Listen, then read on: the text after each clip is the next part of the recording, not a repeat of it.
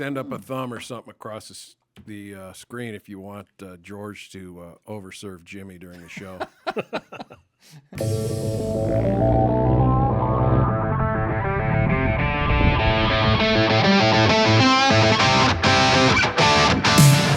Live from Pahrump, Nevada, the Valley of the Dirt People, it's Tech Talk, Taco Tuesday, with your hosts, Jimmy Lewis and George Justice. How was George is good. That was pretty good. You cut it off just right. Yeah. So welcome to the show again, and it's not the 200th, John R. I'm sorry. We're 203 episodes into this, we'll call it the pod show. This awesome pod show where we talk about motorcycle and motorcycle product related questions. My name is Jimmy Lewis, and if you don't know, George, did you know I used to be a professional motorcycle racer? Racer, yeah. Okay. Which means, and professionals defined by what? You get paid, right? You get paid. Yeah, I had a couple good years, really good years. You had some really good years. I had some good years. I made some monies. I heard that. I read that in a history book, I think, in grammar school. So, yeah, I don't really like to talk much about myself on the show unless somebody else brings it up. But since I brought it up, I'll just keep going. Why am I sitting here answering motorcycle and motorcycle product related questions? Because I think you enjoy passing things on to people that maybe don't have access to that information easily, and you also do it pretty candidly where you're not a total shill. You know, you say what you feel, and that's probably why you're not a millionaire, because if you were a shill, you would have been making money just saying what people wanted to say. You've often said somehow I'm adverse to making money. You repel money. I see it all the time. I couldn't help it, but you want to know how I made really good money when I was racing? That back when I was racing, one way changing tires, yeah, $10 a pop, right? So I could go to the International 6 Days Enduros, which, by the way, I don't like to bring this up all the time, but like, there's a reason there's 4 gold medals sitting on that. I saw those, and I should have worn mine. Really? I think it's in my trailer. Yeah, I'm gonna wear it one of these days, and we'll compare and contrast, because mine's like the size of one of those big watches the rappers wear. And I mean, I don't mean to poo-poo. I only have 4 of them. I mean, there's guys that have a lot. I got it. So on tonight's show brought to you by Yamaha, Moto, Scott Sports, Climb, DDC, Fasst Company, Bulletproof Designs and Double Take Mirrors, by the way. Trail Tech as well. Did I slip? Slipped out. That was the only one that slipped by. I was getting out of the corner of my eye. The only reason I have 4 gold medals is they were so easy to get. Like, I'm like, I got 4. What more do you need? I mean, how many do you need to collect?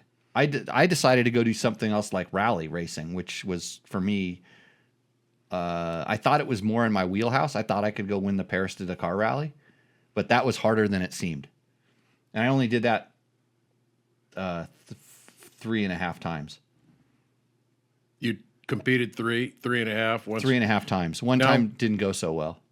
Diarrhea. I thought one time you had a digestive problem. It's called diarrhea. That's what took you out, but you've gotten hurt pretty bad at that too, right? Well, career-ending injuries, but that's nothing. But did you finish on those when you got hurt? Yeah, I finished. Wow. I finished with a broken collarbone, but that only happened on the last day. The wrists were way earlier. It was really stupid. But I had really big win bonuses. Okay, we help answer your questions. The reason I'm here doing this is because I've done so well over the years, had so much fun with dirt bikes. I really do want to share it. And whether I'm trying to help build an off-road park for kids in town, or I am sitting here just jibber-jabbering about dirt bikes to help you, whether you've been doing this for 80 years like some of my friends, or you're just getting started, we really want to help you. We want to make this a little bit entertaining. I like to lob crap out at my friends, especially, make them. Do you have to turn on something so people can chat? No, they're all there. They can chat on the platform. So if you're on YouTube or it just Facebook, said it's ready, but yeah, it's ready. But and Mark Daniels showed up a little late, and he's only having a Tech Talk Taco Tuesday. He doesn't even have his extra tea in there because he's not as cool as me right now. And I have tonight. Oh, because the fifth tea is for tequila, George. You don't drink anymore, so no. Not at the moment. Not at the moment. You're just passing up. But tonight I think I'm going to do Milagro Silver. Is that okay? That's good stuff. Well, We've had that before. I'll have you pour a little bit, just a little tiny one in there. Jimmy asked me before the show if this would trigger something. Yeah, there's no triggers I here. don't have any triggers. I just quit drinking. There was no DUIs. There's poor kid named Jaden Hilton. I don't know if it's a kid. It's probably a hot chick, really, because that's the only people who really want to talk to me all the time. Is trying to get on me in the Instagrams, because something else we do is we do it. Wow, that's a full pull. I usually pour it about to here. Yeah, I know, but this is going to be fun. Oh, you're going to help make get interesting. You're going to help make the show better. Yeah. Should I put on my Scott goggles? These aren't beer goggles. These are Scott goggles, and definitely some of my favorite goggles. And you know what I hate about this is I have to keep this as a show prop, and I want to wear these ones. This is the 6-day. The 6-day special edition. You can still get these on Scott's website. So limited edition, special edition for the 6 days this year. But that's just colors and stuff, right? It's a Prospect goggle. Prospect, is that right? Yeah, good goggle. Because I bought those, before Scott was on board with you and everything. Right. And I bought it because they made that transition lens, which is what I like. Yep. Yeah. Transition lenses. This one has the amplified lens. And so cool. But the good thing about those goggles is they just fit. Period. What's amplified do? It obviously does something to make everything pop. It's like, when you're on Instagram, like you put a filter on your on your thing, and it makes your pictures look better. Well, it makes the ground look better. So send up a thumb or something across the screen if you want George to overserve Jimmy during the show. Overserved. But anyways, if you ask questions in the chat, so we're live on Facebook and YouTube every Tuesday night at about 7 p.m. We go through the questions. We have questions from the videos on our YouTube videos. Almost 20,000. Our engagement was up like 35,000 people this week for some reason.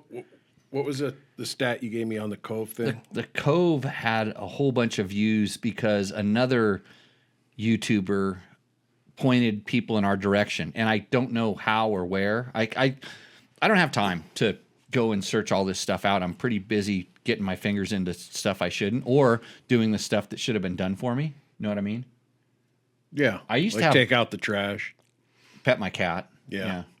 Load the paint. Need a cat petter? Yeah, I need a cat petter, and I need somebody to come in here and push more of these buttons. Is what I really need. So I can push like these things. Oh boy, here I can go and see. I can make it look at me, and then there's another one that I think. Look at, you're called the Logan Cam. Oh wow, I Yeah, don't think I look like Logan. That's you, yeah, Logan. Well, I cut Logan out of the intro. So pushing how the many button. how many views did you have on that Cove thing or whatever? What It's like 36,000 or something. 30,000, 40,000. That's pretty cool. Only dwarfed by the 3 million views of the video taken by someone in this room, not Jimmy, right? of the 1190 all-wheel drive adventure bike. It's over 3 million, I think. I should pull it up and look at it. It's pretty crazy. If you can go on a rant later on tonight and just start talking about something, I will call it up and find out how many people have looked at it. But it's like a. So here's how that worked, George. Just by the way, all-wheel drive adventure bike. I know you like to claim that you're a high-profile shooter now. You're video. No, guy. that was just one and done. I took it. We took it out. Jim and I were riding. I stopped on that hill right where you did. And I said, rode watch this. I rode up to you and I said, "Hey, watch this. Why don't you watch it through the lens of my camera?" So I handed him my phone. No, you didn't. It's on my phone. It's on your phone. See how you distort things in your mind? It's too much tequila. I only remember. You should try my program, Jimbo. I only Clear your remember what I need to remember. So how you need to remember. I said, it "Here, too. shoot a video of this," and we shot a couple little clips, and I put one on the tubes of you, and it's all It just it's took all off. All-wheel drive adventure bike, I think, Yeah. is the hit on the thing. Yeah, search it. It still goes like crazy because people can't believe what it does. And if Steve Christini is listening, which I think did I pick the Christini as my worst bike ever? I think I did. I think I picked it. Yeah, I did. Not the Christini concept, just the one Christini. Yeah. Because when we went to worst bike ever, and by the way, Jay Clark over at Dirt Bike TV, you owe me your worst bike ever still. He won't say anything bad because he's not part of that generation, the everything's good generation. But I actually picked the Christini bike as my worst bike ever, and not for anything to do with the all-wheel drive system. It was because it was built on one of those Chinese platforms that had a fuel injection system that wasn't ready for prime time, and I spent more time playing with that, trying to get it right. And we were constantly dealing with software issues and updates. And the minute we'd get it okay, they'd update to something better, quote better, because it actually had more sensors in it, and we'd spend more time working on it.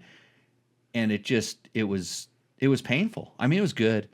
But it was good to do the development for them and stuff, but it was just painful. And so my criteria for the worst bike ever was something that I felt should be so much better than it was, and that I spent way too much time working on.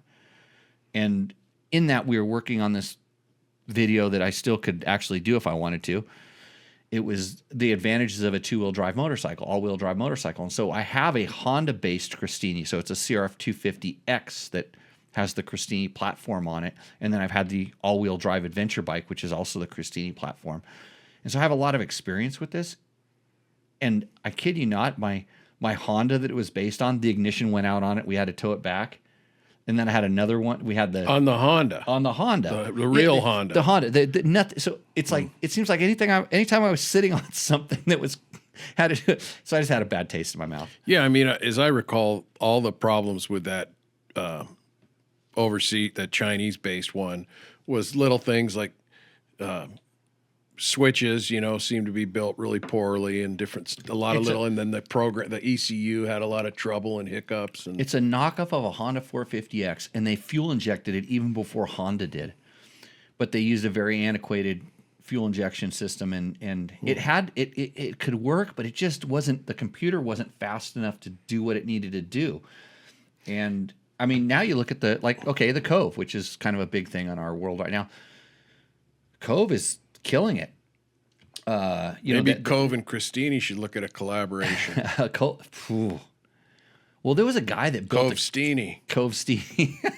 You heard it here first. Remember that. Okay. Oh, the other thing I wanted to add on that whole project, the adventure bike thing didn't take off. The big bike. That's the one that should have taken off. It was, and that's just because Christini's done other things, right? They're busy doing other things.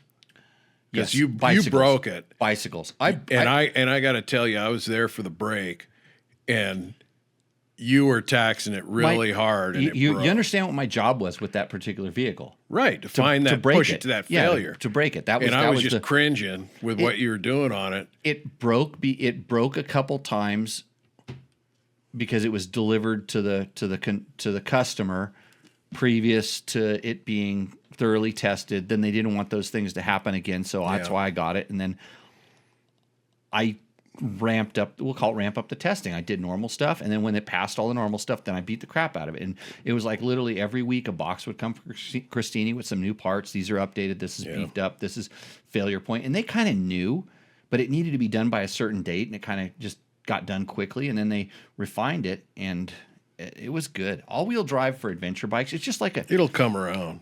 I'm pretty sure, especially with electric, but the same, there's different things, but when it's just like your trucks, okay?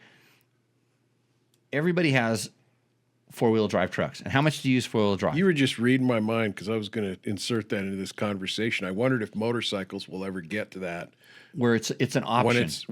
When the cost point's right, and the weight and everything, and it doesn't make that big a difference. Cost point, a motorcycle is a luxury item, so you want to buy more luxury. Yeah, but you don't want a $6,000 add-on to a $10,000 bike, But as those merge, where it's it's a closer thing, and you get it on the resale, like with four-wheel drive on a truck. Yeah, I think a lot of people might get it, and maybe they'll never use it, but when they use it, it'll be cool. Okay, I fully agree. I thought there was some manufacturers that were going to jump onto it, but I think it's a cost thing and a couple other things, and maybe with this electric stuff it'll kind of come. And I think they're hoping that the electric will make it so you don't have to use the mechanical system, which you're going to have to get your electronics down pretty good, because if my experience with electronic sort of fly by wire anything so far that that starts doing traction control sensing and stuff. If you think tuning like an ECU for jetting or something is complicated, you should work on controlling wheel spin, because everybody has a different thing. But if it's 1-to-1, in other words, it's driving through a chain and sprocket, then it's a little bit easier. So Bill O'Neill says it's not he's not an influencer, but he's in charge of something. And then Dirt Bike, he said that he got the updates for the Christini, and it was much better. And Asher, who won our Rooster Endo a few weeks ago, has to go to Bible study right now. So you can restream it. Yes, my link you said won't refresh or whatever, so I don't get any of that. What? But that's okay. If I go like this, I can read those. Through the bottom of But the I thing. have to go through my transition bifocal things. Two-wheel drive is aberration. Is that text to speak? Says C. Marsh. I don't know. Yeah, you got to dumb it down for us third grade English kids up here. Okay, so the stuff we do here on the show is answer the questions. I'm going to shut off the live Grandma Instas over here, because I'm going to be taking a call a little bit later from Trevor Hunter, who, by the way, got to ride this. You want to hit that button there? Yeah, I'm going to hit this button. Hold on, YZ. Oh, why did I have YZ Action? He got to ride that. So, yeah, end this now. And then, I got an award again. Ding. Yeah, continue. And we'll do this. So, yeah, Trevor rode the YZ. I wonder if he can talk about it. So, that's the question. A lot of times they embargo this stuff, and so we'll see what Trevor can talk about later on in the show. Other things we can talk about. Tenere 700, we're going to talk about some of that.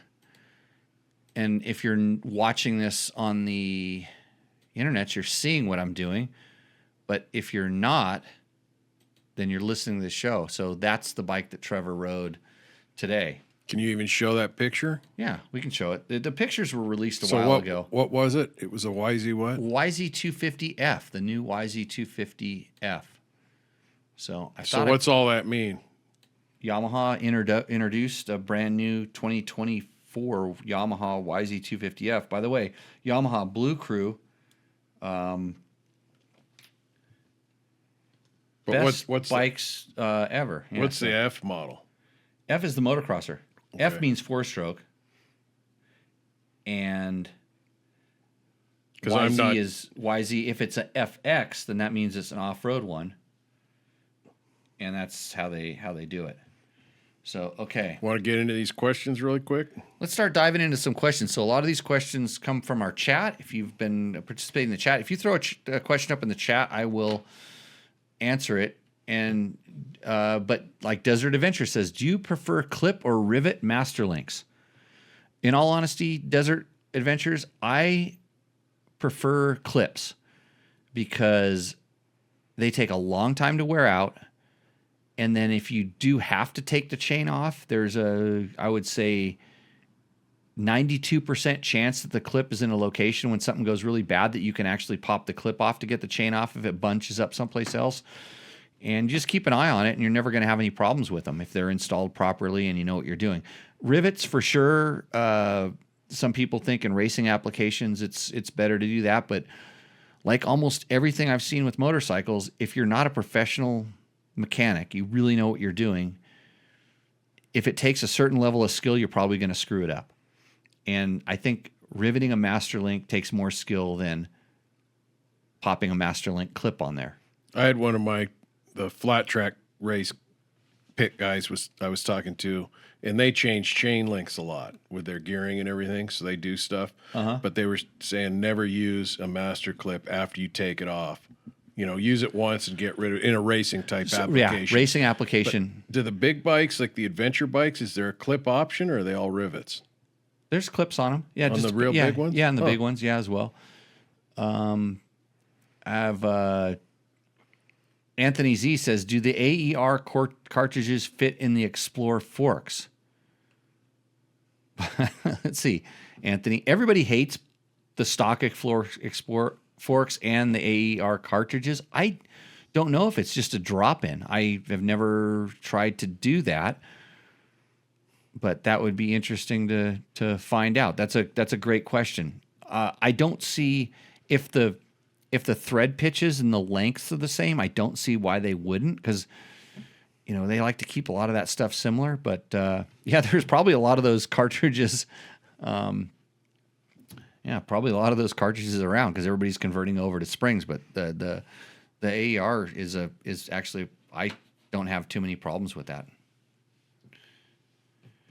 And then Road Racer 3R says, sorry I'm late. Not sure if it's needed to ask, but how's the Tenere build coming? It's coming along. I got a new part for it, a new big part for it today. I've done a little bit of riding since I did my last thing, and we have some questions, so I'll get to that a little bit later. But yeah, it's coming good. I just wish it's finally cooling down.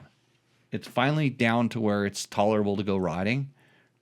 And so I'll probably get a little bit more on that particular bike. Been on the computer too much. Yeah, you have all day today. Yeah. Got any more in the chat there that we need to look at? Yeah, Steven Stanton says, what's your go-to for chain maintenance? I like to have a chain that doesn't require maintenance. There you go. Yeah. I start with a good O-ring chain, a name brand, good quality chain. You're probably going to save yourself 30% of the hassle just by doing that. It depends on where you live and what kind of conditions you're at. The more abrasive the dirt and the ground is, the harder it's going to be on any chain, and it just gets exponential on lower quality chains. So that kind of being said, there's not a lot you can do about the stuff being abrasive, but if you do have a DDC sprocket, like that one right there, DDC, one of the original sponsors of the show. If you have a nice stainless steel sprocket that's super lightweight for being stainless steel, that pretty much, I would say in our conditions, they last forever, but even in abrasive conditions, they last longer. If you have a good quality sprocket, good quality stain, you're going to get extra life. Your maintenance is minimized. But what I do recommend is that you keep it from corrosion. So I like to keep like either a lube or a rust penetrant or a water displacing something or other on a chain. And if I had a sponsor, I'd be pimping their chain lube right now, because there's a lot of really good chain lubes out there. But I could have thrown in a sponsor plug right now. No oil sponsors here, so use whatever you want. Chain lube is better than no chain lube. Penetrant oil is better than no penetrant oil. Put it on the bike when you're done riding. When you get done riding, throw the bike up in the stand, lean it up the kickstand, put some stuff on it, spin it, and that's going to save you all of the corrosion-related problems that could arise from. And that's because it's warm, right? It's warm. In your opinion, it sucks in a little bit. Yeah, it'll get into the O-rings a little bit, and that way it doesn't sit and corrode. The chain lube, the whatever, kind of protects it. And then when you go to ride again, it's dried on there, it's stuck on there, it's not going to fling off. All these kind of things. Or you could go watch that other guy that does internet videos that says you should just put oil on it, which is better than putting nothing on it. Don't people soak them in diesel and all kinds of stuff like that? People take them off and go through this whole process. How many bikes are out there, George? Are there 70 motorcycles out there? Here? Yeah. Oh, are there any of them that have the chains off of them that are soaking oil or hanging up? Yeah. How many miles do those things get ridden? I mean, you collectively. You can spin out on any of these. I've been really neglectful with my chains. I never check spokes or anything. I'm just, because stuff's so good these days. I don't fly off of stuff intentionally. So good. Okay, is George liberating some of the agave spirits, or is he out for good? No, I'm 301 or 2 days in. Oh, he might be going for a whole year, Victor. He's no rules. I could start tonight, but yeah, just decided one day I'd give it a try. Sleep better. Yeah. Okay. And Flynn says, hello, George. It's good to see you. Hi, Flynn. Do I know Flynn? I don't know. I think the same thing. It's good to see you, George. Good to see you, Jimmy. Yeah. It's fun to be here. I was trying to get out of town before I saw you, but then I saw you, and you just kept talking me into staying longer and longer. Tried to turn and burn. Why does everybody hate the Explorer forks, says Jim Jarbush. I have them on my 18 Husqvarna TE250. That's the white one. What's the problem? The problem is is that some media and a lot of suspension tuners want to complain because bad news travels faster than good news. So the media, instead of actually taking the time to make sure they have the right springs in them and to make sure the oil level's right and to actually play with the clickers, they go, the fork sucks. And these media, they shouldn't be media, but because they don't test things, they just ride it. And But they have followers. They reach a lot lots of people. of followers. That's the problem with everything now. So they say this, and then the suspension tuners love it because then it's like, oh yeah, I can fix it. And there's guys that know how to do stuff with those that can fix them. And there's other guys that basically take them apart, probably put the right fork springs in them, the right oil level in them, maybe change a shim or two, which, like, good God, if you can feel it. If you haven't adjusted, you spent a lot of time adjusting your clickers and telling your suspension tuner what you want, you just said make it better, bring your forks to me. I'll make them better.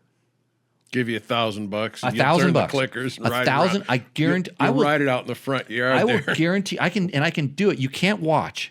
You cannot watch what I do. You'll stand on the other side of the building, but I can do it faster than any suspension tuner. I can get your forks turned around. You bring the bike in, and I could probably do a really good job in 4 to 6 minutes.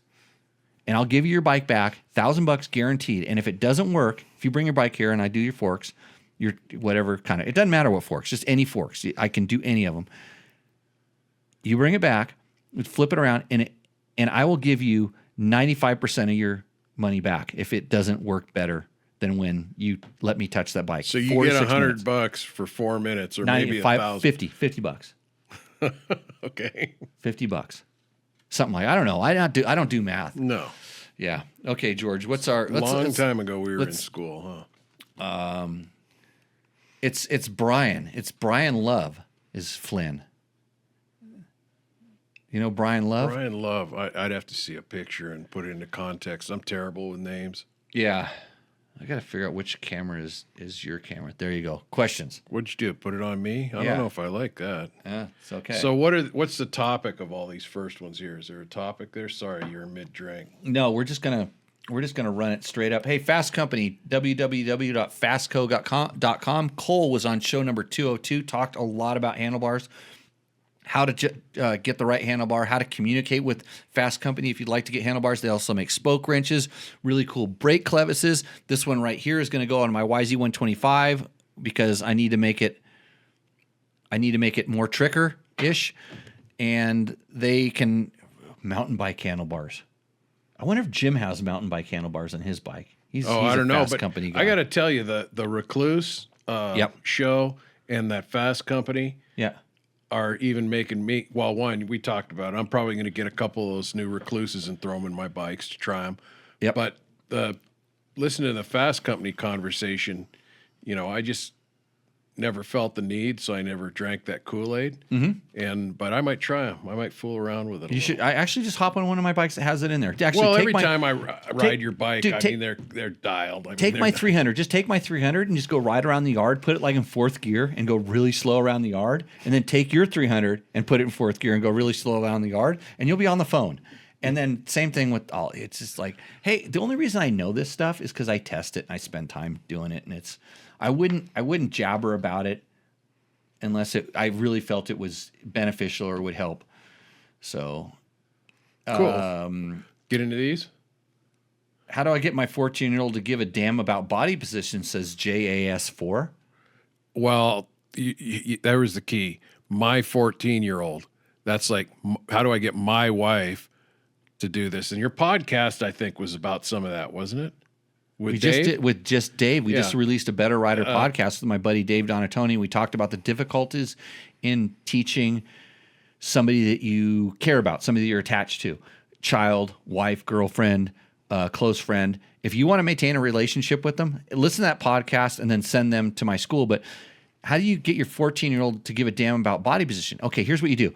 Take pictures of them and then tag them on their Instagram account or Twitter talk account.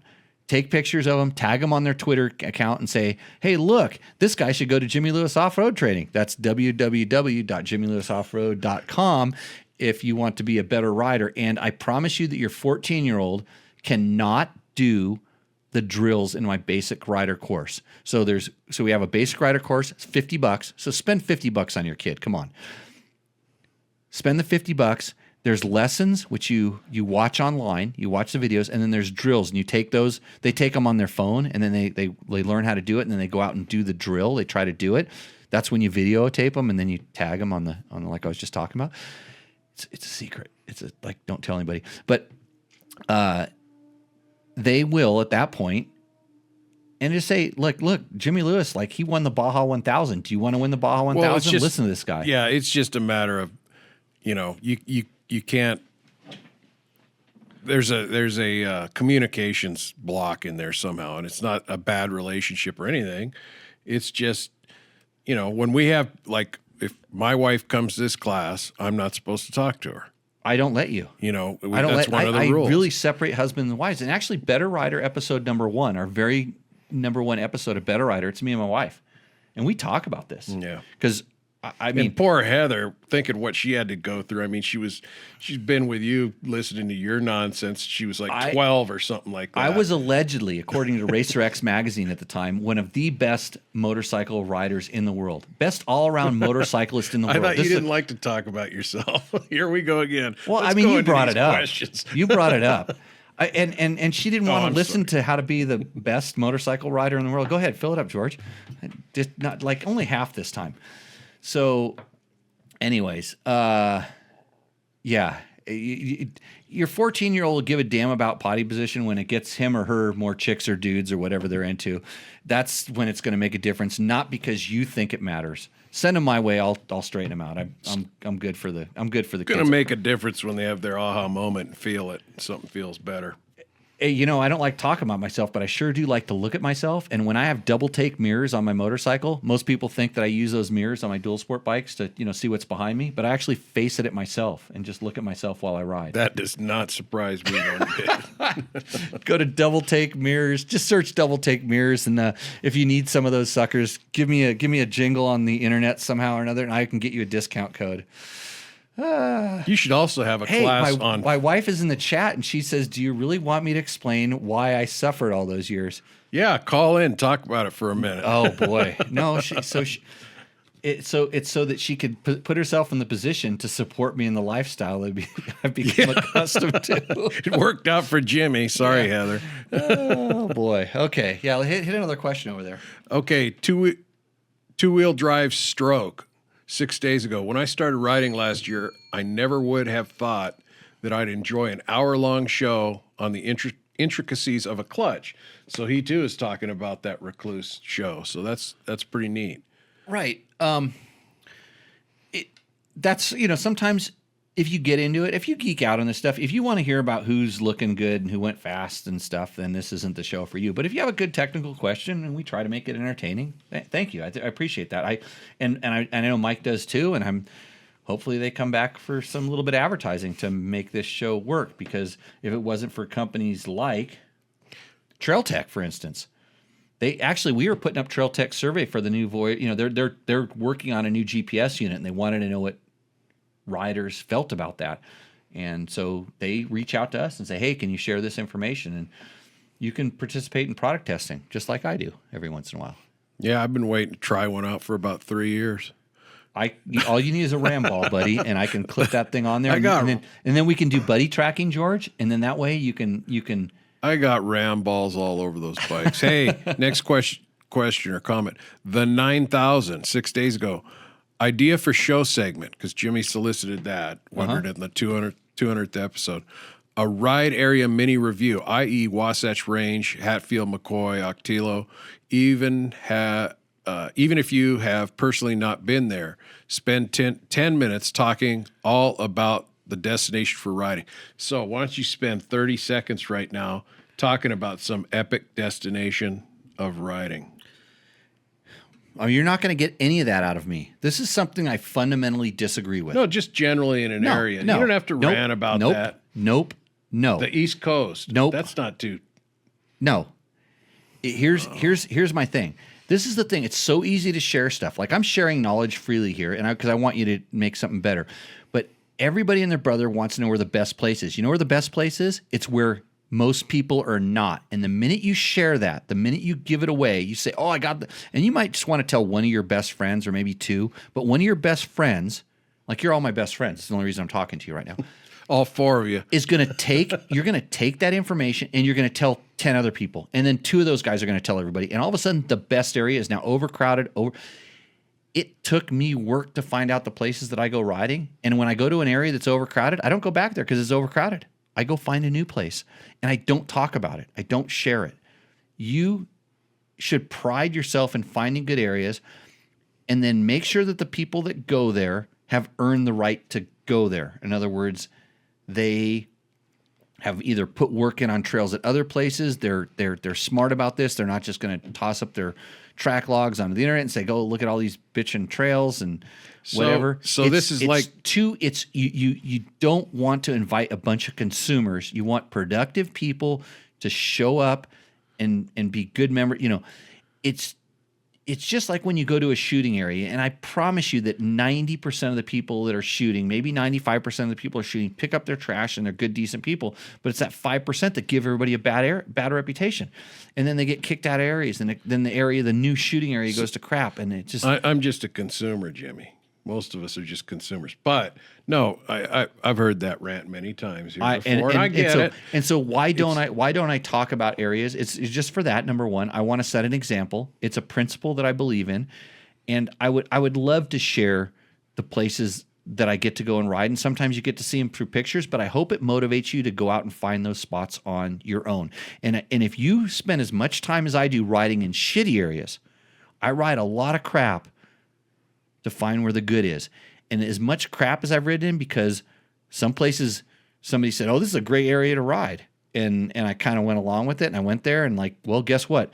8,000 other people found out it before I did, And I get invited to go riding in a lot of really cool places, in unbelievable places, private property, just different areas, places that you dream of riding. I get invited to go there because I won't talk about it. So I'm going to call that national park syndrome. This is why I hate going to national parks now, because they're just crowded with idiots trying to, it's like 405 traffic going through Zion or Yellowstone. But I get that. But yeah, I'm not. You know what? You need to have places for stupid people that are consumers to go ride. You need to have those areas, and just leave them there. Well, they're OHV parks. Let the animals. And the people that want to look at the animals go to the zoo, and then you go over to the nice wildlife preserve where you can watch Somebody's and texting participate. Me because you've been talking for too long. Talking too long, yeah. Okay, at Dean Simmons 4101, my 22 YZ450FX has a hard time keeping up with my fan with the Tusk lithium battery. I hate push starting my bike. Thanks. On RMA TV, Rocky Mountain Adventure TV, the part number on the stator for the 22 WR450 is different than the box in your video. Just order it, ? So I got it a stator and flywheel from a 22 WR. It looks identical. The flywheel has a different part number than the stock one. How do I know if it will produce more power without installing it and trying? I expect more lightning coil posts. Can you mix and match regulators with stators? Yes. So there's he's talking about a post that Trevor did, I believe, and I'm pretty sure, don't quote me on this because I didn't do it, but I think the WR flywheel has more magnets in it running around a similar stator. And that's what's producing the extra power. I don't know if the parts are the same or different. I don't know. But if you mix and match those combinations, you get different power outputs. I'm not a physioelectrolyst or whatever they call those people. So can you plug like a high output stator into a regular regulator? To a certain extent. And if you're drawing the power, it's not a problem. The minute you start trying to bleed that power off, it becomes problematic. But let's get back to the root issue. Is it something he's doing to heat the bike up, you think? Or he says the fan won't keep up? No, he's you want to know how to make that fan turn off? Learn how to use your clutch. That's where I was going. Okay, yeah. that's number one. Just like, let's get to the root cause of the problem. But anyway, so get a recluse maybe. It could. but usually people that slip their clutch all the time tend to slip their clutch even with the recluse in it because they keep doing it because they don't trust it. But if you want to, that fan running all the time should not kill a battery on a FX. I don't think that's what he said he had. It was an FX, right? Yeah. It shouldn't kill the battery on the FX. But you can check, get the bike running. Simple. Get the bike running, get it hot, get the fan to come on, check how much power is going on the battery. If it's over 12.5 volts, you're good. If it's down to like 12.2, 12.3, you're running at a discharge. It's gonna be a problem. Then you need to look into this kind of stator thing, and are you running other stuff? And I don't think the fan alone would cause that much of a problem, because I think Yamaha actually sells a fan kit. Or you know what? You should have got a WR. New WR. Awesome. My project bike. Hold on. I have a picture of my project bike someplace I was going to put up on the thing. We'll figure out if I can find You this. said something really interesting once about power and stuff like that. No, that's the new one. That's the 20. That's going to be the 24. You get to see that for a second, but I might put it up there. Doesn't matter. So anyway, you said we were talking about that the one time I recluse. said something interesting. Yeah, once. You were talking about the recluse, and you said, you can correct me if I'm wrong, the door it opened was that lowest end of the power band to you, sort of. The recluse clutch. The recluse clutch, with a manual clutch, you probably would have been very unlikely to test that low, thumpity thump part of the power band, maybe the lowest 2% of it. And it kind of opened up that door and made you aware. Yeah. Oh, there's still a lot of torque right there. Yeah, it was pretty amazing. And this was a long time ago. This is 20 some odd years ago that I learned this. But I thought that was a really good point. Yeah. Here's the scenario, says David Kessler. He's a senior vintage wanting to ride vintage motocross. Newest year model allowed is the year 2000. What would be your unicorn bike to compete on? Well, here's the scenario for me.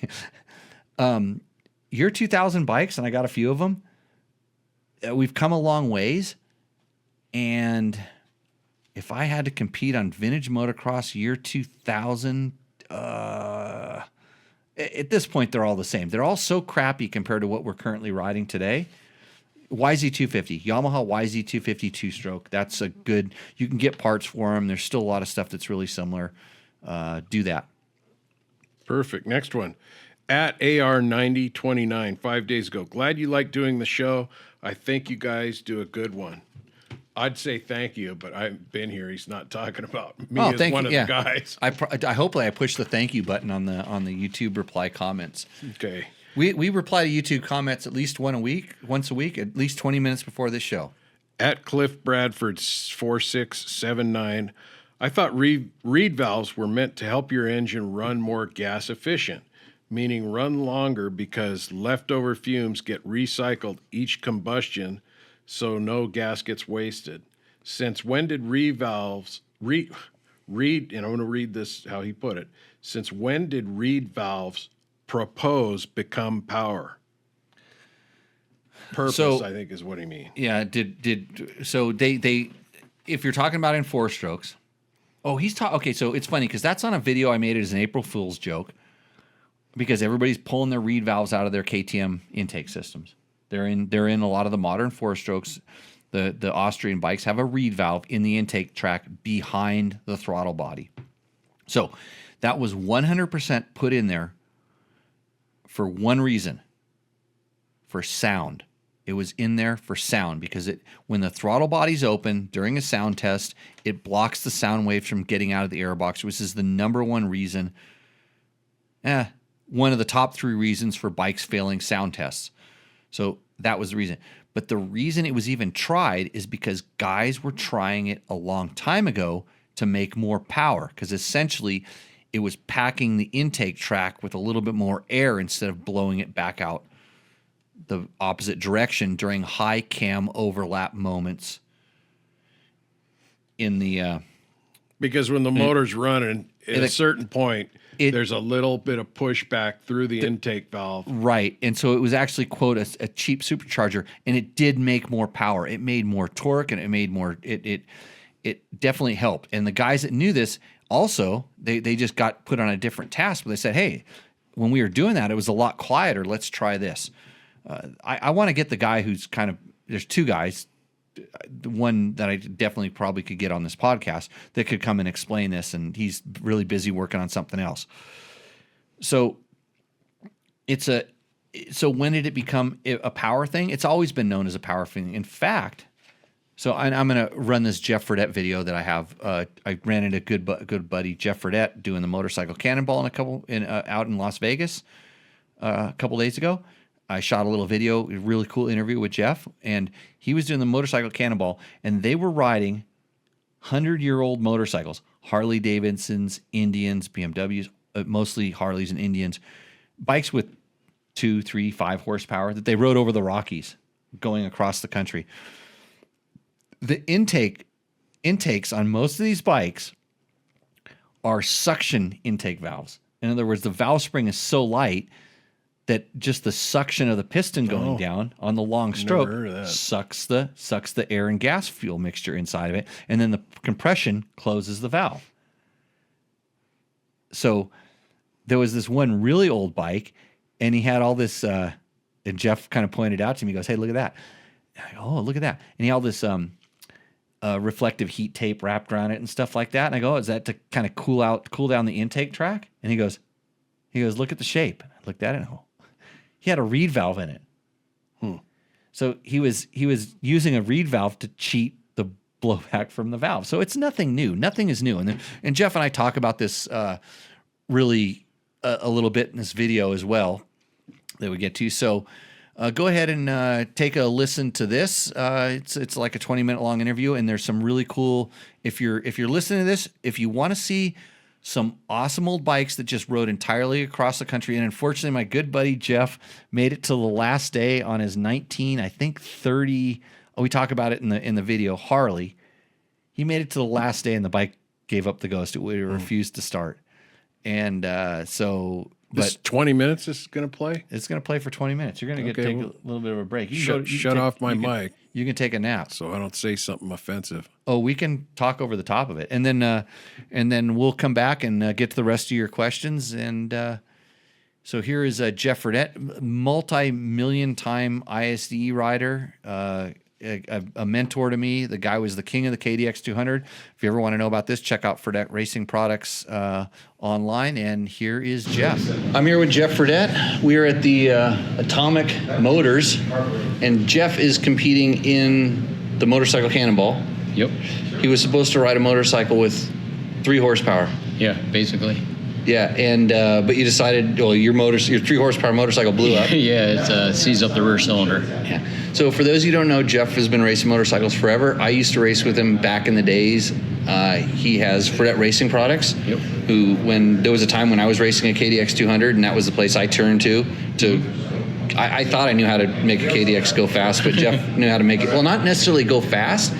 You know how to make it last. Last, exactly. That's what we do. And so, but I was always competing against you. I was kind of a young kid, and he was a lot more established. And he was doing what I wanted to do when I was racing. I wanted to go do the International 6-Day Enduro. Mm-hmm. You definitely had some experience doing it before. And then you continued to do it all the way till 14 was my last year.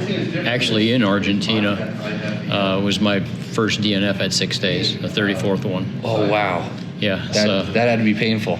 It was very painful. It was very painful. And actually, it was a day when, it was sunny desert, like what can possibly go wrong here, Silt?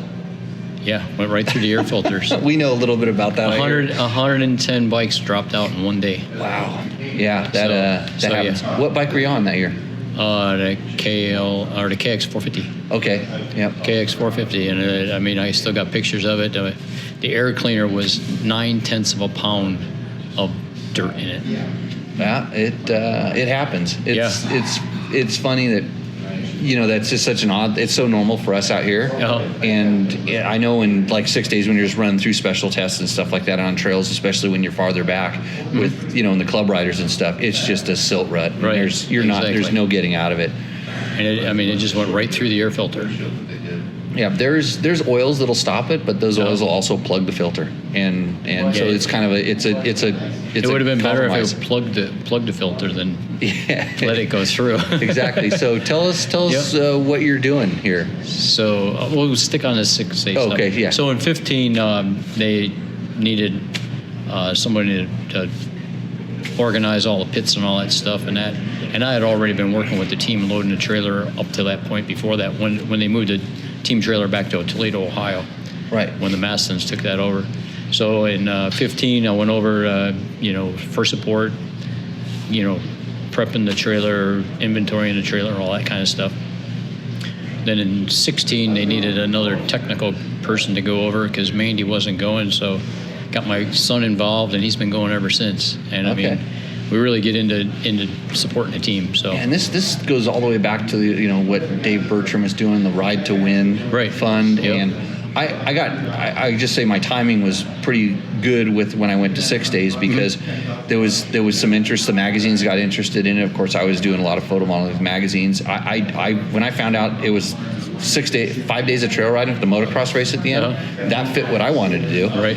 And so, but I was lucky because they started actually getting some support for the trophy team and the junior trophy team, and so it made it possible for me to go over and do it. I mean, I did what everybody does, a little bit of fundraising for, just with local clubs and things. And it was, I mean, even like today, you hear the motocross guys saying they lose money. We've always lost money going over to do it, but you just did it to go represent your country. And I still really respect what you guys are doing because now, especially for like a club rider, a regular guy, you guys make it so much easier for them to go because there is a workstation. We've got tools, and containers stuffed with stuff. I mean, Paul Krause went to actually Argentina in 14, and he got there after everything was out of the container, and he's like, "Where'd all this stuff come from?" I go, "It comes out of that container." I mean, it's packed like a sardine can. I mean, it is every little nook and cranny has got something in it for the team. Yeah, so no, that's really cool. But okay, so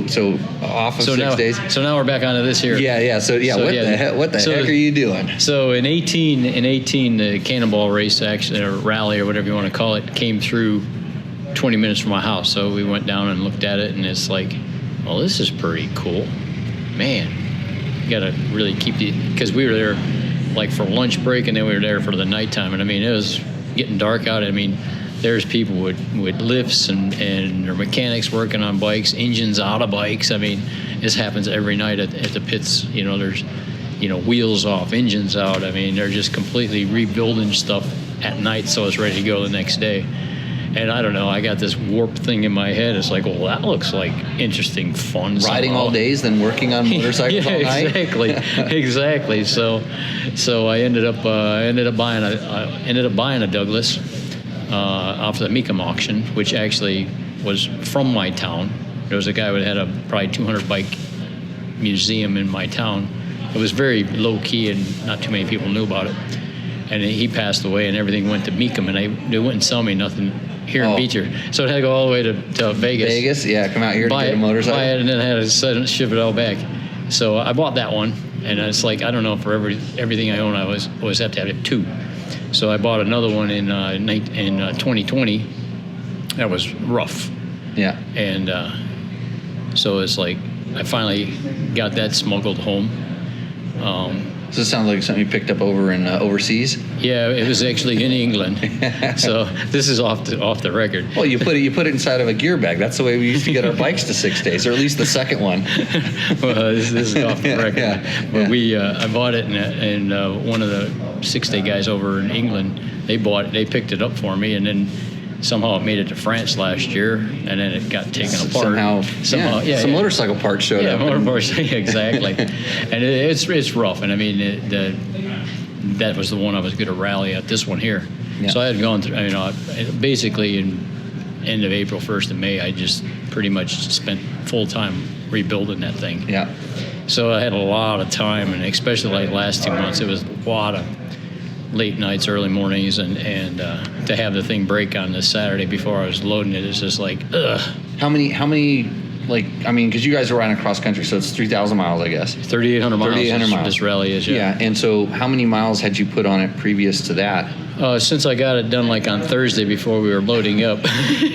Oh, so you're just going to hop on a bike you just rebuilt, a bike from what year? 1927. 27, and just go 3,800 miles. You know, it's like one of those things where it's like that's how I've pretty much done all my bikes and stuff. You know, you build them right, and you know, but you're also talking more modern stuff, you know, and evidently, I guess it's kind of more notorious for the rear cylinder and those things to lock up because it doesn't get as much cooling and stuff. Yep. So I had roughly about an hour on it before I actually took it out on the road, and it seemed like it was running really good, and then all of a sudden it just. And how fast is that? You said it's not quite 3 horsepower. Yeah, I don't know how it would have done on the hills. It doesn't have pedals, does it? No, it don't have pedals. No, those pedals. It don't have pedals, and it's actually it's a pretty frail motorcycle because it's, you know, the different countries in England they sold it by the horsepower. Yeah. And the weight. So this motorcycle was 2 3/4 horsepower, and under 200 pounds. So the tax rate on it was lower. Yeah. Than the next size bigger bike. So this whole motorcycle only weighs less than 200 pounds. Wow. I mean, I could physically lift the thing off the ground. And what were you expecting the top speed to be? Well, the other one that I had that was already kind of rebuilt, but it would have never made it anyway. I had that thing up to like 50 miles an hour on the flats. Oh, wow. Okay. So, I mean, it's cruising. It's got a 3-speed transmission and stuff. So, and first gear was fairly low. So it's like, you know, it's like one of those little Kubota tractors and stuff. They do it all with gearing. Yeah, exactly. Because we're walking around looking at some of these things, just point out some of these bikes. You know, some of them have pedals, the Indians with pedals on. Yeah. There's things like total loss oiling systems. You know, intakes, valves that suck. They don't even have an actuator. Don't have a push rod, right? Yeah, they suck in. It's just crazy. And you think anything's been done before? No, they've probably been doing it. And guys are literally still rolling in. They have till 6 o'clock to get here tonight. Yeah, it's it's 5:19 and they're still rolling in. And how many tires are you going to be changing tonight? I got one to do tonight for sure. Hit a pothole. It's on a trailer, I guess. Interesting story. When I really got to know Jeff, where I really got to know and appreciate Jeff was in Germany at ISDE, because you were on the trophy team at the time, and I was probably just a club rider. Okay. And you stuck around when we came in, and for who knows what reason, you came over, and I was doing my first tire change. This is, remember the FIM tires, the original ones, the big things that with the big beater rubber on the outside. Yeah, and they were so hard to change. They were literally hard to change. And you came over, and I got down on my hands and knees and was doing what I normally do, and you came over and said, "Hold on, whoa," and you literally were going to coach me through doing the tire change, and we do them exactly the opposite. Like, I think you start or finish at the rim lock. You finish at the rim lock. Nowadays, I don't. I just start on the tire. Yeah, you start at the tire. So I think back then, you finished at the rim lock, and I started at the rim lock, and then my whole process and everything, and then the tube was offset 180. Where they put the tube in inside. This is back before Moose and all that stuff. Right. But it was really interesting. You came over and you really wanted to help, and you're really being super helpful and stuff. But it was like I was doing it all wrong. and halfway through, I think I started to change. Like, I said maybe I should listen to him. I mean, this guy's done it more than me, but I still really remember that vividly. Remember kind of doing that, and then luckily I kind of snapped back and said, "Hey, look, go with what you've practiced. Go with what you know." Right. And I think you realize that too. And then you're like, "Okay, yeah, you're doing good. Yeah, you're good." And so, but now he's changing tires on 100-year-old bikes. They think I'm crazy because it's like at the riders meeting, it's like, because I did the chase 2 years ago, and this guy spent all night trying to find a dealership that would change his flat tire. So I told Jason, the guy, the organizer for it, it's like, "Hey, if you ever got people that need a tire change, I'll change it." He goes, "What?" He goes, "Nobody wants to do tire changes, And I'm like, I love changing tires. They're pretty easy. I mean, if you learn if you know the basics of it and all that stuff, which I've actually learned. I've done 2 clincher tires already this week. Clincher tire. A clincher tire, which is completely different than tires. I mean, it's actually the bead on the rim. Actually, like we got the dish and the drop center and all that stuff. Yeah. These things the metal just wraps over around the side on both sides like that, and then the tube is made to fit in there, And the tire's on the outside almost? No, the tire's on the inside. Yeah. But it's inside there, and it's got such a big lip on it that it's almost like the rim band and everything is all made into one. And there's no bead in it. There's no metal. Oh. So it's pretty stretchy? It's pretty floppy, yeah. Because it doesn't have a drop center. And then they put 50 pounds of air in it to push that tire. Well, it sounds like a tubeless system. Tubeless, the new tech tube. Yeah, kind of, but not really. See, nothing's new. Exactly. Nothing's new. But I guess, I haven't heard of too many of them blowing off the rims. But usually what happens is they blow off the rims because if it loses pressure, what's going to hold it? Well, that too. But I guess when they ride them, they get up to like 70 pounds. Oh, from the heat. Yeah. So, yeah, I'm learning on that tire technique. But yeah, so you can always learn something new. Yeah, and so after all these years of riding, you're driven back to riding stuff that I work on all day. that you get to work on all day. I mean, I still miss that. I mean, now you see people that complain because their fuel pump goes out or something, and it's like they say it's what we do at Tech Talk. We talk about motorcycle related products and help people. Mm-hmm. And it's somebody will describe this thing, and I'm like, they describe in their bikes, cutting out, missing, doing something. I'm like, what was the last thing you did to it? Oh, well, I put this on it. I go, that's the problem. That's 99%. I mean, because all I work on is KDXs. It's just like, it's like, hey, I just rebuilt my bike and now it's doing this. I go, how did it run before? How did it run beforehand? It ran fine. I go, okay. And they're like, well, why ain't it running? I go, you just answered it. You worked on it. And you got to be kind of polite and tell them that, if it worked fine before you worked on it, and it ain't working now, evidently it's something that you did, and I don't know what it is you did. Yeah. Well, it's top ends. Always people top end. They go clean their power valve out. And I remember the old kips there that drops in there. You have to get the dots lined up. And I haven't done one of those for years, but I still remember that. You still remember, yep. I used to run those. I used to actually run those things that I think FMF was making them that would drop in that would just leave it open, the subports open on those. Just so it was. Yeah, I don't. I never. Or maybe that was like a top secret thing. It was probably top secret. Yeah. They were good for that stuff. It's. So. I need to know. Anyways, so you have how many more days? We got 3 more days after today. And so you after your bike broke, you were lucky because you had another old bike. Yeah, it's usually all of the Cannonball's been up to like 90 years old. So this year was up to 1933 was the newest bike you could have. But back in June, the entries were a little low, so they opened it up to 43s. So luckily I had a 42 Harley from doing the motorcycle chase. Yep. It fit into and so it's just like load a different bike, and it completely changed because I had my trailer.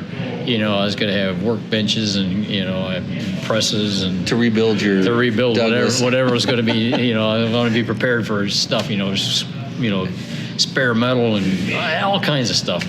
So we just converted everything to just throw the Harley in the back of the pickup truck and drove it down to Virginia Beach. Yeah. Well, cool. I appreciate your time. I mean, it's awesome to see. I mean, you too. It's been a long time. Yeah, it has. And I know you don't like the desert. I'll tell you another story. Although I raced in the desert back in the late 80s. Well, they used to have a Desert National Enduro out here. Yeah, that, and then they had that Best in Desert, the Laughlin Hair Scrambles. Yeah, they had it was like the Whiskey Pete's. Yeah, I think so. And it's just you're gonna if you're going that way, you're gonna ride right by that. Now it's a hell-forsaken place out in Jean Dry Lake bed. Because the one year we raced out of one of them casinos right on the expressway, and we went up into the hills over on and I think if I'm not mistaken, 3 125s were in the top 3 or 5. Yeah, because Casey's desert races, Casey folks from Best in Desert used to be really, really technical. I actually won the Laughlin World Championship hair scrambles on a 125. So it's the only person ever overall a Best in Desert race on 125. Gotcha. But this is ancient history. I only talk about my racing on this show. But, that's the only way I can be really good back then. We started talking, and I wanted to beat you on a KDX 200 because they switched when I started riding the qualifiers, I was on a 125, and you dropped down to a KX 125. Okay. But for some reason, in the national enduros, you were still racing a KDX 200 yeah. because you were riding AA, and I don't think the class mattered. Yep. And I was a 125 guy in the desert, and I think I just moved up to 250. And Kawasaki hated me for this because in the enduros, I would take my girlfriend, now wife's KDX 200, and race it because I knew I'd done testing. I was faster on the 200 than I was on my KX 250. And they had a checkpoints or something put on a National Hare and Hound out there, and it was Lucerne. This is my backyard and all that stuff. And I knew I'm racing a KDX 200, just racing a KDX 200. I want to beat him on his bike. And overall, I did just by a couple spots. Gotcha. But it was I was still riding like just A class, so I was 250A. Right. But anyways, that on was a 200. On a 200, and you kind of had to come and check to see if I was on a 200. But what a great bike. And so you're still doing Fredette Racing products? Yeah, I mean that's all.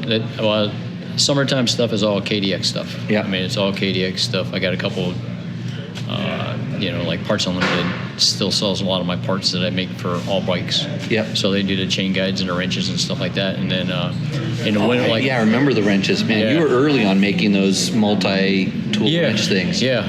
And it was one of those things where back in the day, back in the early days, I mean, we just welded shit together, and just call it a rider's wrench. And then a buddy of mine got a laser, and it's just like, whoa, I got exactly what you can make with that stuff, So started going to that, but and then like now when I get back, I'm going to do probably about a month worth of dirt bike stuff. And then I switch over to building ice tires. Okay, yeah, because that's another thing you do, racing. Ice racing and stuff. Yeah. So it'll be an all hands on deck because I get home, basically I'm home for about 3.5, 4 weeks, and then I go to Argentina. Yeah, so it's like still in the sixth, two more weeks of not being at the shop, and then come back and have to hammer and jammer. And I will tell you, the last time I actually raced with you was with National Enduro. I went back there for some KTM thing. We were riding bikes, and I was probably on whatever the best KTM was at the time. And you were riding the KLX 450. It's KLR. KLX 450. Yeah, when they built the KX. Right. The off-road The off-road version. Yeah, that was like 07, 8, something like that. Yeah, you kicked my ass. I have no idea how many minutes, how you, on that bike, on the, how many minutes. That was an awesome motorcycle. Yeah. I mean, well, it's like, I always thought it was a really good bike too. It just never kind of got her. It never got a good rap. Yeah. Yeah. Because it was kind of, they said it was heavy and stuff, but it was such a user friendly. Yeah. I know, buddy. Easy, smooth to ride power. Yeah. There's a lot to this. That year when they came out with that, my buddy's like, the guy I raced at home all against, he's always trying to beat me. He goes, haha, you got to ride that this year. Well, that year I rode the 450, I rode the 200, and then I think I had a KX 250. I rode, the 4-stroker. Yep. I rode all 3 bikes, and I still won the district riding 3 different kinds of bikes. But he thought for sure, oh, you got to ride that 450. I'm going to kick your butt, Nope, it didn't happen. Well, right on, Jeff. Have a fun last couple days on the road, and it's been a lot of fun. Yeah, good to see you. Catching up with Thanks. you. Yeah. Bye. The defending champion, the all-new Yamaha YZ450F.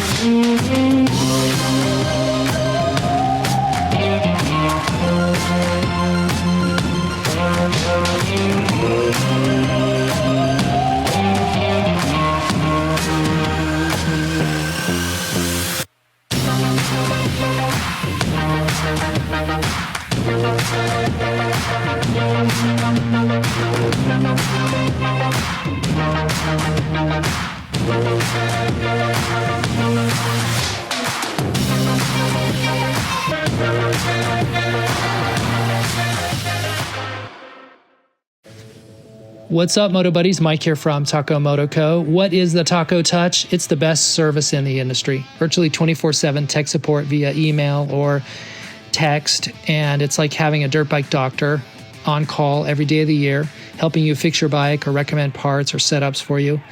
If you've ever received an order from us, you'll know that the Taco Touch extends to our fulfillment, and our orders come with the coolest stickers that you've ever had, buying parts from anybody before, and a handful of root beer barrel candies. All of our Taco Moto Co. branded components come with a no questions asked lifetime warranty, and we'll even extend out the warranty of other manufacturers, OEM, and aftermarket parts where we can, sometimes for life. We test and tune endlessly and exhaustively and obsessively. We're trying to destroy everything that we can before you get your hands on it, to look for weaknesses and to improve it, or to make recommendations to the manufacturer.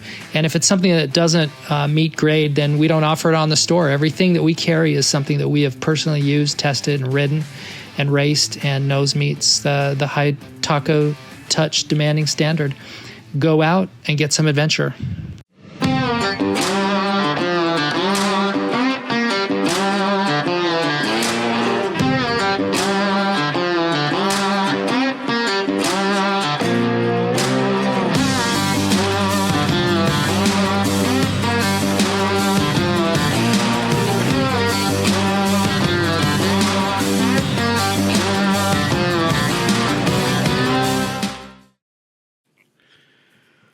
Welcome back to Tech Talk Taco Tuesday. I'm here with George. George is on the George mic. Yep. If George were smart, he would actually, position his mic to show his sticker. What sticker? Your sticker. They're everywhere. It's on the side, yeah. Yeah, you can, I got one here. Yeah. Maybe we should auction this off live. You think somebody gave me $4.99 on the they did a YouTube donation thing. For a sticker? No, just because I gave I don't know, because they like the show. I auctioned that sticker off for $1,000. It went for $1,000 at a fundraiser in a frame. Oh, that was you framed somebody. Is what you framed did. one, but yeah, You framed. Oh, it was a setup, but we got him. You framed somebody. So Tech Talk Taco Tuesday. That was an awesome interview with Jeff Fredette. If you are just tuning in, Jeff Fredette is the world famous KDX 200 guy. Has been to a million ISDEs. Lots of history there, and was doing the motorcycle cannonball. I ran into him in Las Vegas when they were coming through, and that was our little interview. Did we lose everybody? Are we still alive? There's no Victor's people. got to be out there. He's just drinking or something. Why would this you do time of that? night. Yeah. So we're gonna have Trevor come on a little bit, but George, we're gonna go right back to the questions from the YouTubes, the internets, the wherever they come from. People leave us comments if you like it. Push the like button or whatever you're supposed to do to make us more internet famous. I'd like to see us get to 20,000 on the YouTube. So subscribing. And don't forget to click through dirtbiketest.com and click on the Rocky Mountain links and all those Amazon links and do that. I know, because everybody's bikes last forever, and I don't sell a lot of parts. Sometimes I forget, but then I always try and go back and order my stuff through that. So Yeah, cool. doesn't cost me anymore. Nope. Okay, Steve Smith, 756. 2 days ago, lots of my buddies like the 22 more than the 23. Just ask Dylan Ferrandis. So he's talking about the YZ450. I don't know which comment video. So I hopped on the 23 and I instantly liked it a lot more, but I didn't have a chance to play around with maps. And I know if I could play with maps, I would like it even more. And the racers are all head cases and they're all particular, and their bikes are not even close to stock. I mean, they might start out stock or close to there, and then they go off in these directions. But if you just look at the Honda Sierra 450X, for instance, it was all those years, it was that carbureted, bike, and then they went to the new one, and a lot of the high profile guys did not like the new bike. And so there was a big, it was kind of, it's just what you're used to and what's comfortable. And trust me, you regular person, this is coming from a high level racer, Somebody told me that I should talk more about my racing accolades here, so that people. That's what you ought to do. Watch the numbers drop off there. They already dropped off because you said that. Anyway, they dropped off because I said that. Need to ring the bell. Well, it's every time you say "I used to," we ought to ring the bell like or the something. Husaberg. Count the meter. Yeah, so hey. You don't want what those guys are racing. You really, really, really don't want what those guys are racing. It's not for you. And don't believe it. It's, some things maybe you think better, but trust me, we just did a test on a Yamaha TTR 230 play bike, family bike, fun bike, full play bike, air cooled, 4-stroke, carb rated, all this stuff. It is heavy. You want to know all the beginner rider said? Felt stable. It's stable, and it felt light, and they could turn it. Where the bike that they were also on, a TTR 125, didn't turn as good and it wasn't as stable, and it's way lighter. So when we're splitting hairs at this level, so yeah, go ahead. Hey, I'm going to plow through a bunch of these. You and Dylan Ferrandis, go ahead and ride the old bike.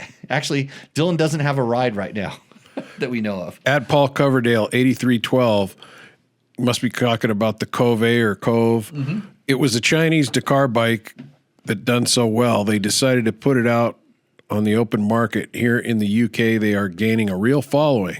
1, they are good. 2, the fuel. It's 8 gallons for you guys in the States and 31 liters for us in the UK.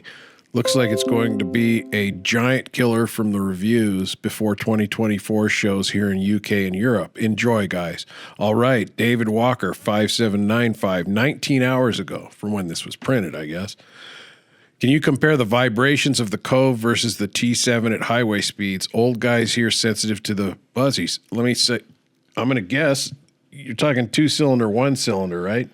The 2-cylinder is going to be smoother. In all honesty, I didn't ride the Cove a ton on the highway, but when I did, it was not noticeable between the two bikes. You're feeling more vibration from the tires being out around, the knobby type tires, things like this, than you are from like buzz or vibration. That Cove was actually pretty damn good on the road. I mean, surprisingly, and it didn't seem like it vibrated. There wasn't like the buzz or engine vibration you would kind of expect at normal speeds. If you started running it up into the 75, 80 mile an hour range, yeah, I think there was a little bit of vibration, but that's not where you should be riding that bike. I mean, if you want to go that fast, when you start going 75 and 80, you're looking at an extra cylinder, you're looking at some bigger displacement. Now my 640, I think, buzzes and vibrates pretty good. It starts from the minute when you start it up. Yeah. It's funny. You can put it on the side stand and it'll actually walk away. Yeah. Bikes today are not even close to that. Not in that. Yeah. Okay. Yeah. No, good. Okay. 2 UZFE 4x43, publicly subscribed 7 months ago. 7 hours ago, would you take this over the Cove for a one size fits most? Everything from commuting to desert to longer adventure rides, dirt and single track, even night desert race maybe. What's he referring to? Would you take this over the Cove? He's talking about a Yamaha WR450. I'm pretty sure we may have answered this one before, but the minute you say race, just take the Cove out of the equation. Unless you're going to do rally racing, unless you want to spend a little bit extra money on setting it up. Cove is a adventure / dual sport bike. Light adventure, light dual sport, we'll call it. It's a great bike, not a race bike. I rode it like a race bike, and it bottomed out, and it was like it's heavy, and all the stuff comes to the front. Don't do that. They sell a race one. I don't know how much different it is because I haven't ridden it. But, yeah, once you start getting more competition, yeah, go with a bike that's set up for it, especially the Yamaha WR450 that I have, and I'm working on a thing. Okay, at SLFYSH, Slayfish or something. Slayfish, I don't know. Slayfish. Publicly subscribed a day ago. Wow. Been a long time follower. It's crazy that you publicly subscribe because everybody else subscribes in the closet. Because they subscribe in the closet. 6 hours ago. Oh, you edited 6 hours ago. Fair to judge after riding it, but the description of a perception of being junk is not an unfair bias, but based on experience, ! All Chinese bikes, caps, have been comparative junk. Chinese making better bikes helps us all, forcing competition to up their game. Just Correct. a comment. We don't even need to comment on it. Nope. Snooper Motor 7234 4 hours ago. Tyler, hey, wait a minute. Hold on. Carrie says it's $2 for the sticker. $2? Yeah. She's going to bid $2? No, I mean, she's selling them for $2. Oh, okay. Does she have a stack or something like that? Oh, they're all over the place. Yeah, I ordered like 500 more, and then I found 200 or something.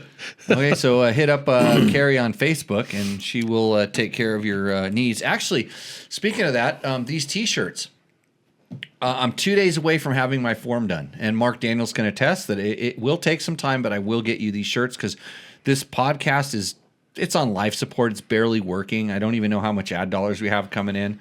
I barely get out of bed in the morning to do this, but I'm going to become a t-shirt company, and I'm going to sell this t-shirt to make my first, 120 grand. I think because, that's the thing is like, it's all about the merch. I've checked with the Instagram. I go on the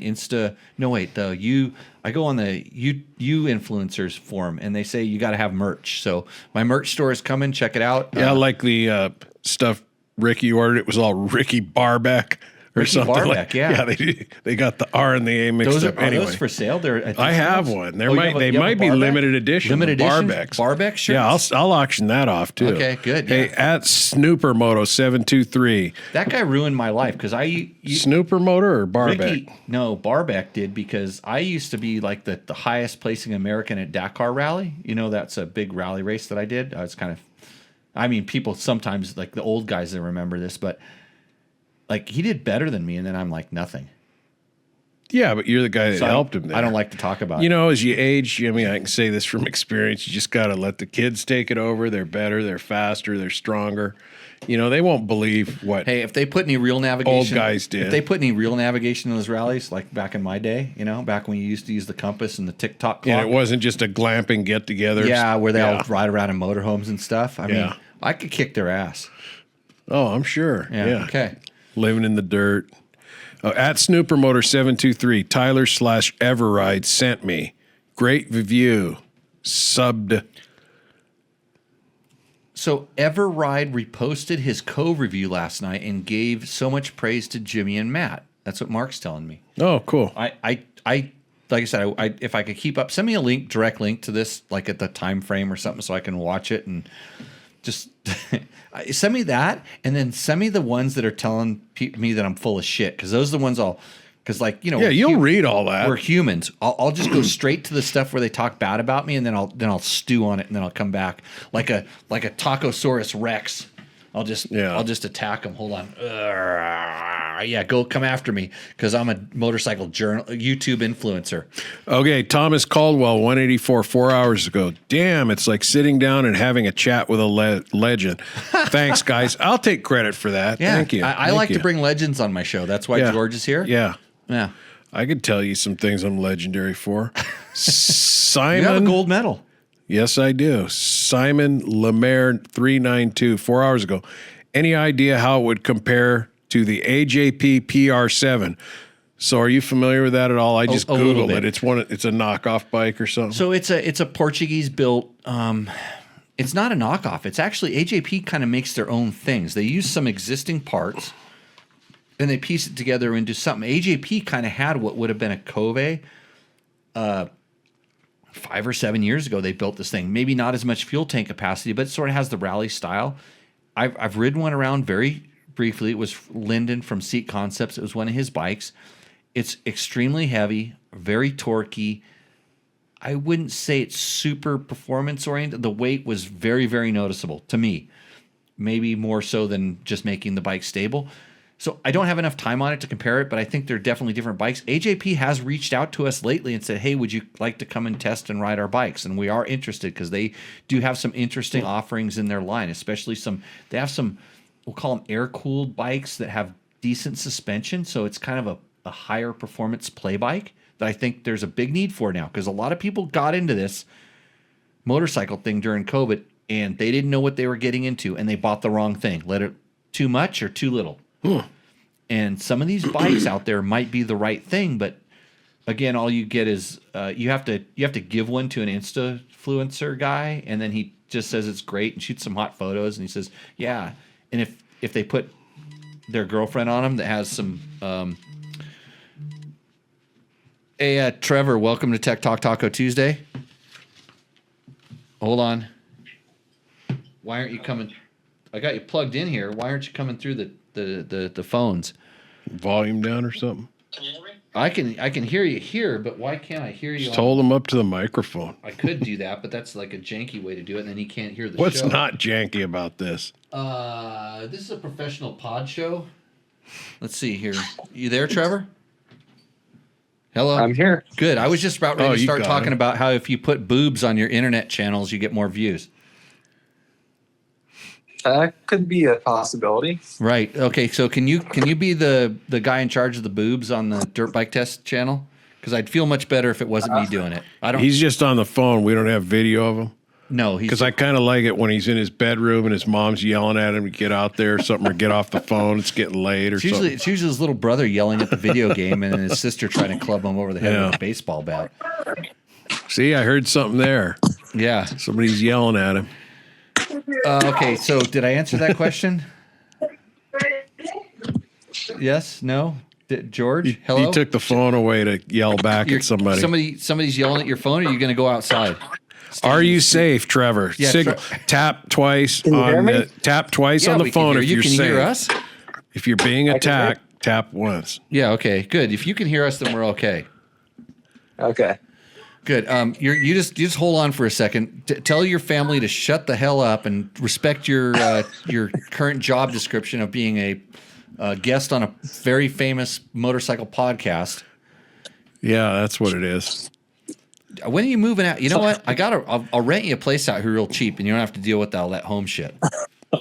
Yeah, he'll give you a place to stay, and then you'll get paid even less. You think that's going to work out? Yeah, you can fit dents out here. It's a lot closer to hail damage, and he's got a truck he can practice on. So okay, well, let's get back to the show. Trevor Hunter, I'm going to put up a picture of a Yamaha YZ250 in action on the thing.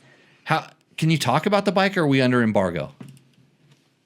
Embargo lifted at 4:00 this afternoon, Oh, so we're free. so Don Maeda already has the full test as if he's ridden it for many years up on he's trans moto gender cross thing. Something like that. Okay, that's because it's popular now. It's It's popular. Yeah, you go all ways from motocross to enduro. It's like Rattle off what's on this embargo that got out of it. What's out? There, no, it's what do you 4 know o'clock, about it's it? over. Well, yeah, tell us about it. Well, let's see. Yamaha. Just start out straight up, Trevor. You used to be a shill for Yamaha. Now you ride everything but Yamahas. I'm trying to expand my horizons, but every time I jump on a Yamaha, I just keep coming back. So the bike's good. Yes and no. Okay, here we go. Is it as good? Could you get it whipped like me? That's a I picture. could. That's a picture of me whipping a YZ250. Of course, it has 2 less strokes than that one. Probably weighs more, but I was a little bit near your age at that time. Amazing what tipping the camera to the side will do for a photo. Oh, Chris Holtner never tilted the camera. Look at the. Oh, give me. Hold on a second here.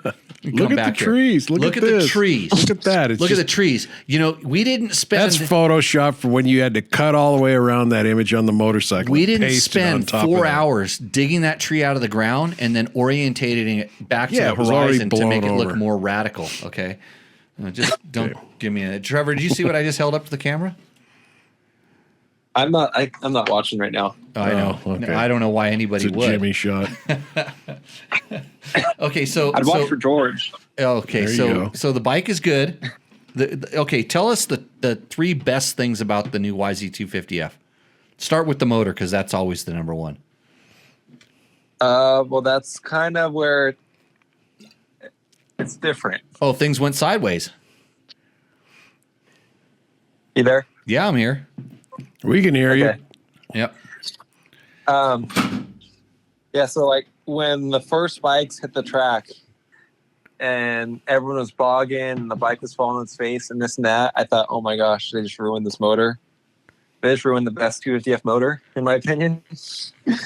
But once everyone kind of started riding more aggressive, it came around. And then as soon as they started changing mapping was the biggest thing that helped that bike. Wait a minute. So when everybody took off out in the track, you're saying everybody's Yep. bogging.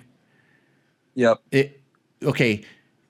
Now this is strange because I'm going to tell you straight up that the manufacturers do not. They were out there last week with a bike or two, riding them around, making sure that everything worked good. And if the bike is bogging, did they get a bad load of gas? You said they changed the tuning, didn't they? So I guess Paris thought it was a 450 intro, not a 250 intro. And so they they ripped it like super, super deep and like way.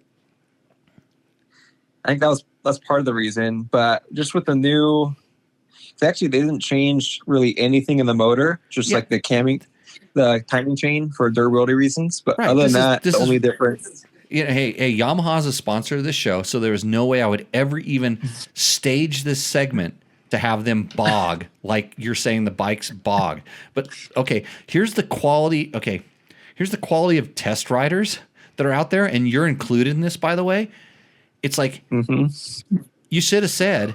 You shouldn't have never said that the bike bogged. You said in the beginning the track was ripped really deep, which made a lot of the lesser test riders think that the bike was boggy because those pussies never ride 250Fs and they don't know how to turn the throttle farther.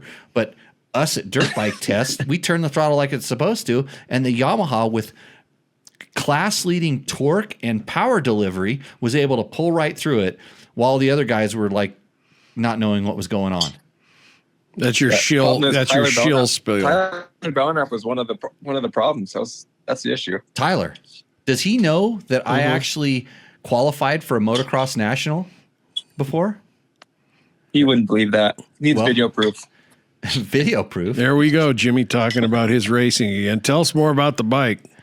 Okay, so the engine sucks. Now let's get on to the chassis. It's a new chassis. It's basically they took the YZ450 chassis and dropped the 250 motor into it. And of course, since you're putting a 250 motor in a 450 chassis, which nobody has ever done before, that's not a thing that they've ever done. But okay, so Yamaha did this because the 450 chassis is so good.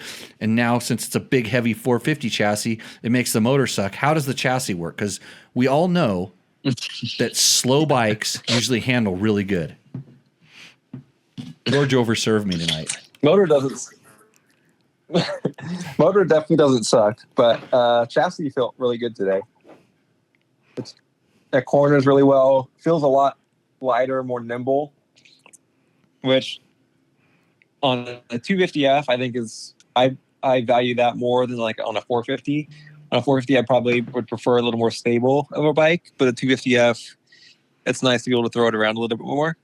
Yep. And so I we both really like the chassis today, especially out at Paris. There's a lot of tight corners and stuff. It's not super fast. So the chassis was definitely the highlight today. But going back to the motor, it didn't suck. It just I know. With the stock mapping. Yeah. With the stock mapping, you couldn't like on the old bike, you could roll corners in third gear and not really have much of an issue. Whereas with the new, all they did is intake and some different ECU mapping with the new bike.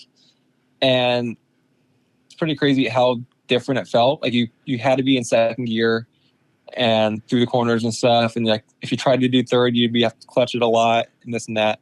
You remember how I used to work at a magazine and I used to have to work with all these test riders at different times and things? So I'm going to ask you, and the reason I do this publicly and stuff is because this is what really goes on.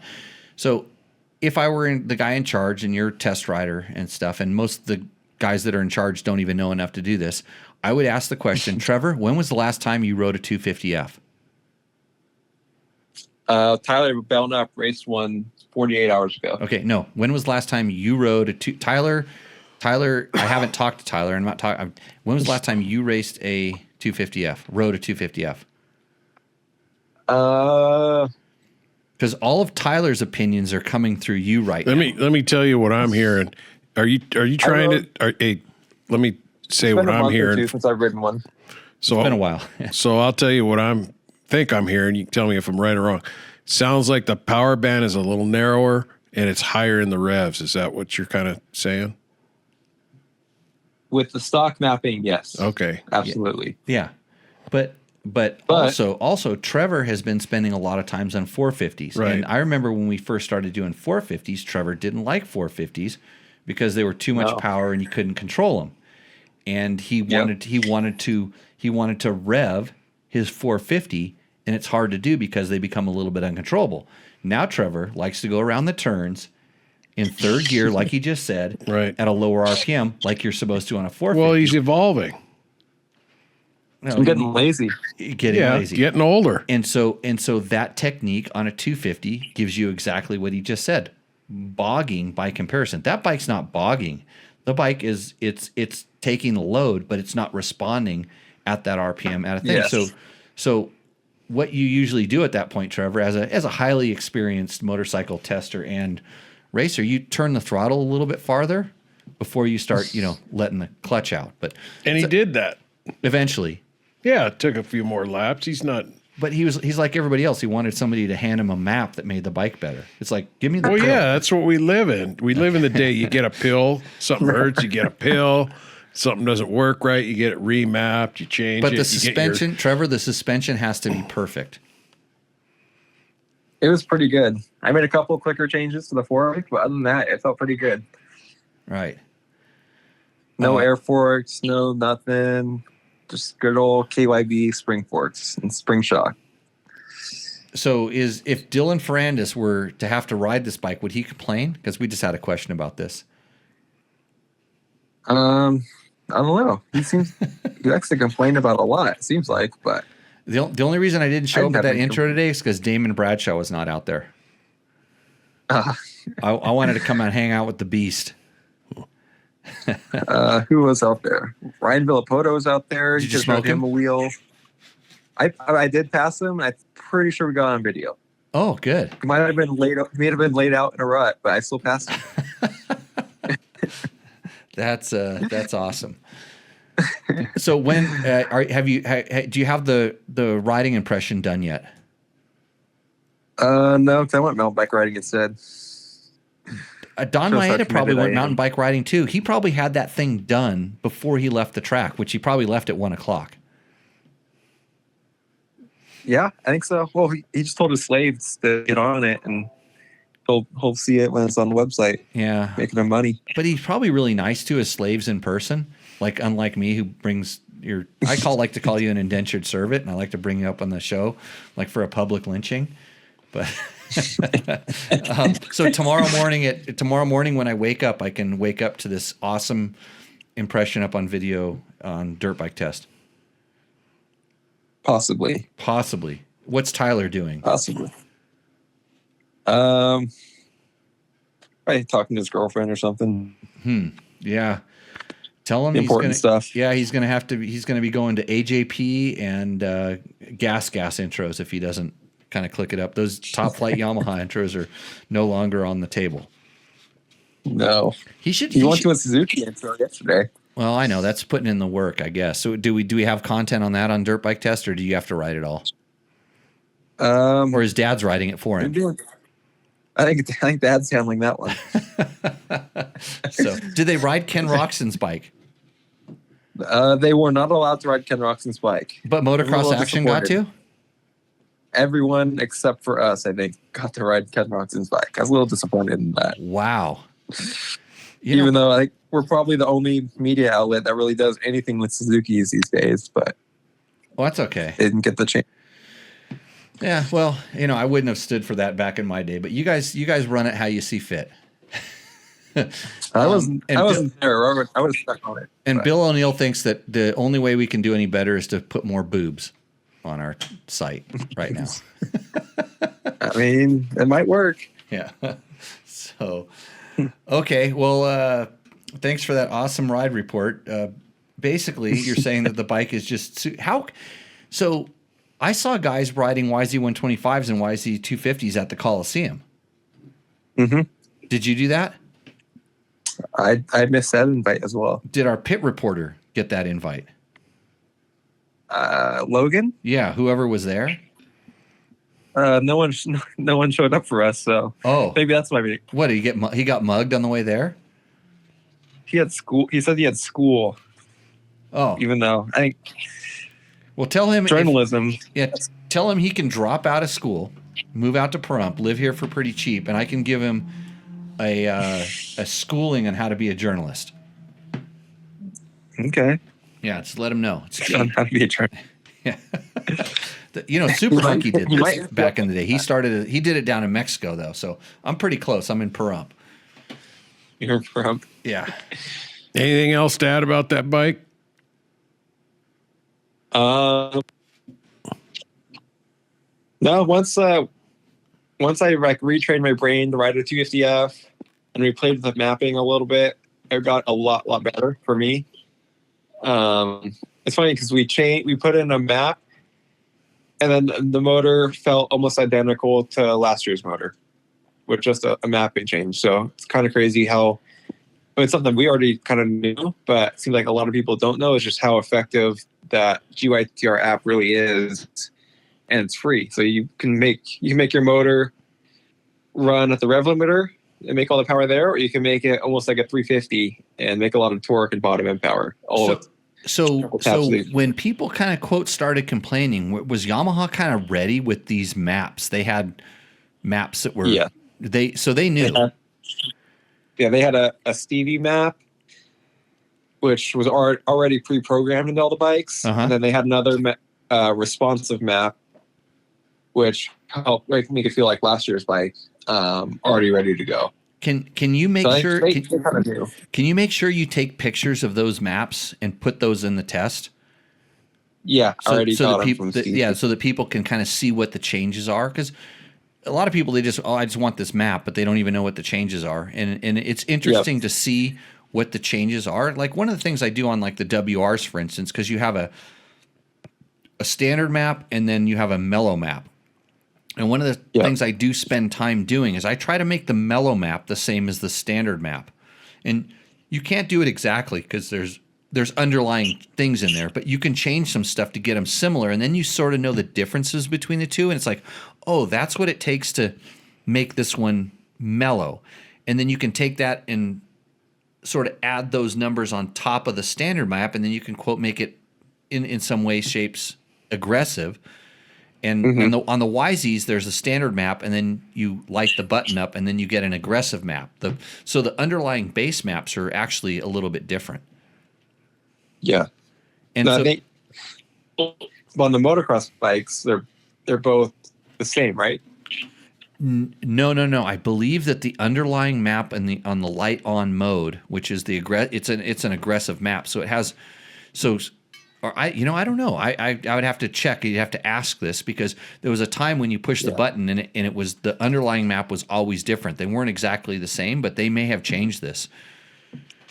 I would prefer that they didn't. I would prefer that if they were exactly the same, and then that way you could actually put two maps that are different in there, and you could feel the difference without some underlying stuff going on. I'll ask Stevie and see if maybe he would probably know. Yeah, that'd be good information. And if I'm wrong, please let me know and correct me so I can get that out there, because they have changed over the years. It's been different. But on my WRs, because WRs and FXs, they tend to have a standard and a less aggressive map, or they call it a traction map, sort of built in. And if the maps are all based in zeros now, then you don't have to do this anymore. But on the WR, for sure, with just the base maps, they're different. If they're all zeros, they're different. Yep. So, well, awesome. So it was just you and Tyler out there today? Just us two. Yep. So some call it the A team. The A team? The A team. Not Right. sure what that means, but I'm sure Tyler calls it that. How's his race results been lately? He's been killing it. I don't know about that. Yeah, I know a guy that knows how to train people when they don't know how to ride very well, even though they think they do. Probably need some George stickers. He may need some Jimmy Lewis training. Some George stickers. I'll have him riding around that circle till he pukes. I haven't seen my stickers in any of your socials, so. Yeah. George, I need some new stickers. Well, I tried to get some to you here not a while ago. Did you ever get them? Was I supposed to I give did him not. Well, I'll leave some here somewhere. You can get Yeah, them. he never shows up here. He actually, the only reason he comes here is when his mooses and tires fail, and he shows Send up me at your my house. address and I'll throw some in the mail. Hey, I know. I don't like to talk about other people's racing, but didn't you do pretty well in the Silver State this weekend? Yeah, we took the win. Yeah, Nice. So what happened to all the guys that were beating you? They didn't show up. Oh, Jesus. Yeah. Sounds like my gold medal story. Right. Well, you get them how you take them. That's right. I mean, a win's a win, right? Yep. Yeah. I used to like to put myself in the arena where I was competing against the best riders in the world, Trevor. That's why I was a second and third place guy, and I'll accept that. Well, I'll say we've made some progress on the 450X Honda, so that was nice to see, even though there was no one to race against. But. Did you take the swing arm pivot bolt out? Because that's what most people would think you should do. I mean, we didn't try that one yet. Or did you just start racing a Yamaha YZ450FX? That would be a dream. Oh, good. Yeah, because everybody's asking, how come Trevor's not racing Yamahas anymore? We're saving it to be nice and fresh for the 24-hour and try and go win that. The last year's YZ450FX or the new one? No, the last one. Last one. But And I know someone who may or may not have ridden the new one. Oh yeah. Hey, Yeah. the questions. There's some questions about the ignition that we had earlier in the show. Is the stator the same and the flywheel is different between WR, or they're both different? They're both different. Then you evidently have the wrong part number on a box that you took a picture of in a test, according to one of our more astute viewers. Uh-oh. Yeah. Uh-oh. So it was on the YouTube comments. You might want to go in there I don't know, someplace they were asking questions about this. Okay, I'll go and check it out. Yeah. Do the homework. But anyways, anything else you'd like to report on this very famous, well-reviewed podcast? Quite possibly the best podcast about motorcycle and motorcycle parts that's on the air right now, being broadcast for from sure, Peru. it's the best one right now. Right From now? this location? From this location. Yeah, Yeah. I'd guarantee that. Yeah. Anything else you'd like to pump out there? You want to list off your sponsors or anything, Trevor?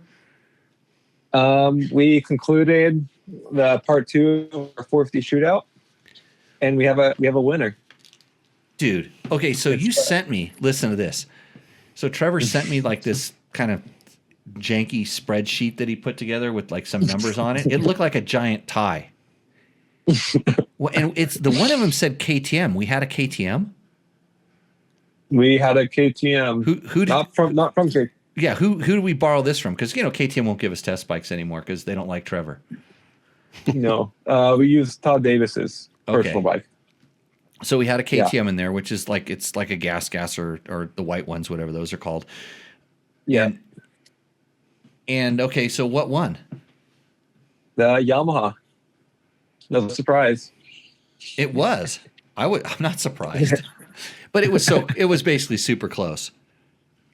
It was like literally if one person would have flipped their scores, it would have switched to something else. It was So just for anybody that's listening, what Trevor did was took all the 450 off-road bikes, the FX, like the YZ450FX, the Honda Sierra 450RX, the KTM, whatever they call that thing, and the Kawasaki KXX. He took all those bikes and did kind of modifications based on what in our standard bike testing everybody complained about, and even in the standard testing it was pretty even when you collaborated all the scores, but the riders were very polar on what they liked stock. But now it seemed like everybody was closer. It was like it brought everything more to the center.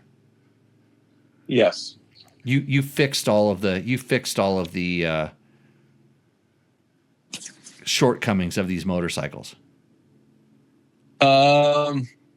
Yes and no. Some still had some issues that I never saw or I didn't feel, but other riders felt just because there are different Shapes.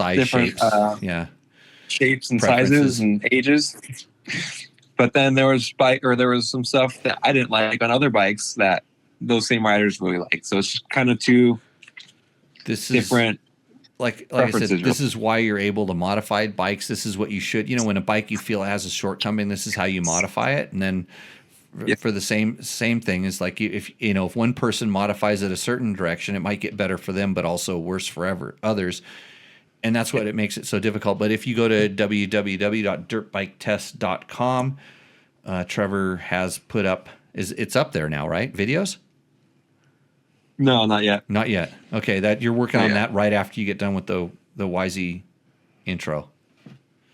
Yes. So by the Yes. time Jimmy gets this posted back on the internets, it'll probably be up there.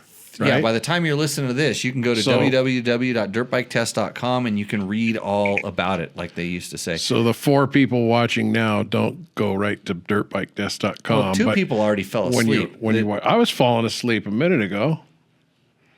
Oh, We got to okay. keep it moving, Jimmy. You're Okay. Well, it's only acting like it's you're only overserved 8:50. or something. Not even close. I'm nearly Got a lot of professional. information to get through here. Oh, a lot of Trevor, Hey. I don't know. You probably got my number, don't you? That's a hit. I'll look. I'll text you and get your address and I'll mail you Okay. something in an envelope or something.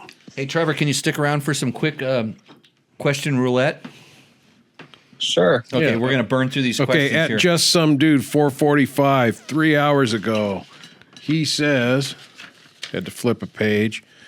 It's not the China-made lack of quality perception holding me back from buying this bike. He's talking about the Cove, Trevor. It's the straight up sending my money to China to buy one part. That's the only thing holding me back. The spec sheet reads like a longtime dual sporter's wildest dream. Well, you're dealing with an importer somewhere here in the United Correct. States. I'm sure when you buy the thing, you're not just clicking on something and transferring money to Hong Kong, are you? Well, it's all going to it's technically they think it's all going to China, which Yeah. you know what? If it was so easy, we'd be building dirt bikes here in the U.S. ATK tried it. Avenger tried it. Cannondale tried it. There's been a few, So that's just the way it is. I mean, whether your money's going to China or Japan or Portugal or Austria or it's going someplace. Okay, at DZNNF7, 2 hours ago, groundbreaking content here. Taco Mike and Jay have some competition. Who's Jay? Dirt bike test, dirt bike channel. Jay, Okay, has great. competition. We're competition, Trevor. So your tech tip on how to keep your white grips clean is killing it compared to all that shit that Dirt Bike Channel puts out. Cool. MX Wizard, at MX Wizard, Hey, publicly I'm going to challenge you, Trevor, right now. Tomorrow, I will do a tech video. And I'm not going to tell you what it is, but I'm going to do it. And it's just going to be a quick little hit like that. I'll put it in the places or something. Mine will get twice as many views as whatever you do.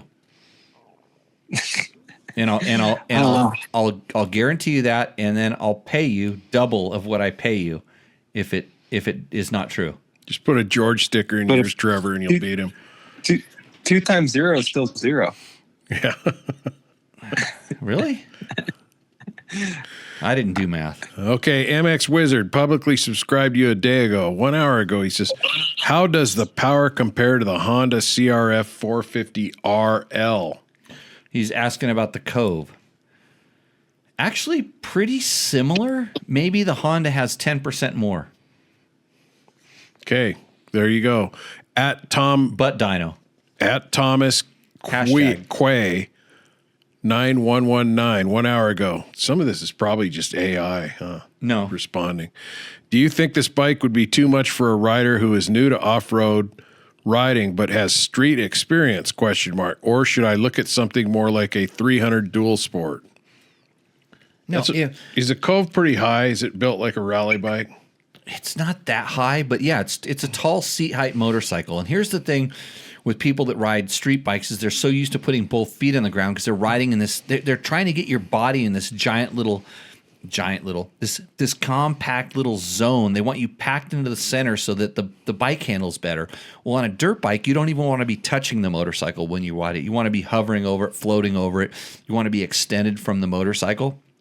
So that's why the seat heights can be high. And people go, I can't touch the ground. And I'm like, how much are you riding with your feet on the ground? That shouldn't really be a consideration. So, but if you know how to operate a motorcycle, you know how to work the throttle, work the clutch, you can operate brakes, you understand motorcycle controls, it doesn't matter what you're on. They're all going to kind of work the same. If the seat height is your problem, then it's a balance issue. You're tipping over all the time. You need to figure out how to work this. And if you're short, you're like your inseam, you need to learn how to get your butt off the seat. Like my wife is. But you might want to. You're talking to the my wife's 5'7", King of the at no, most, insane. maybe 5'6", and she rides bikes with 40-inch seat heights, adventure bikes with tall seats on it all day long. These are 500-pound motorcycles. She's not that strong. She's got bad knees, and she rides them just fine because she understands how to work it. So don't let the seat height scare you into something that you shouldn't be riding.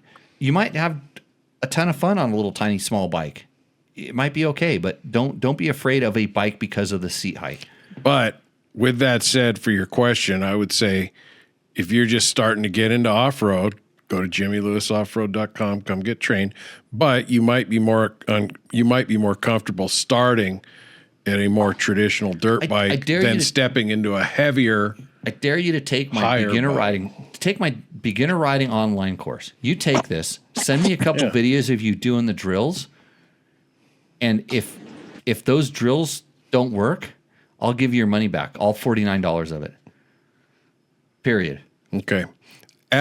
You got anything on that, Trevor? Trevor's never taken the class, has he? He needs to come out and try it. He chickens out. I know. He thinks he's above it. I know. I need to take that beginner class. You need to just come out and take the regular class. You'd blow. It wouldn't do anything for like 3 or 4 months, and then you'll be riding and it'll go, oh my God, that works. Oh, holy crap. I've been doing that wrong all along.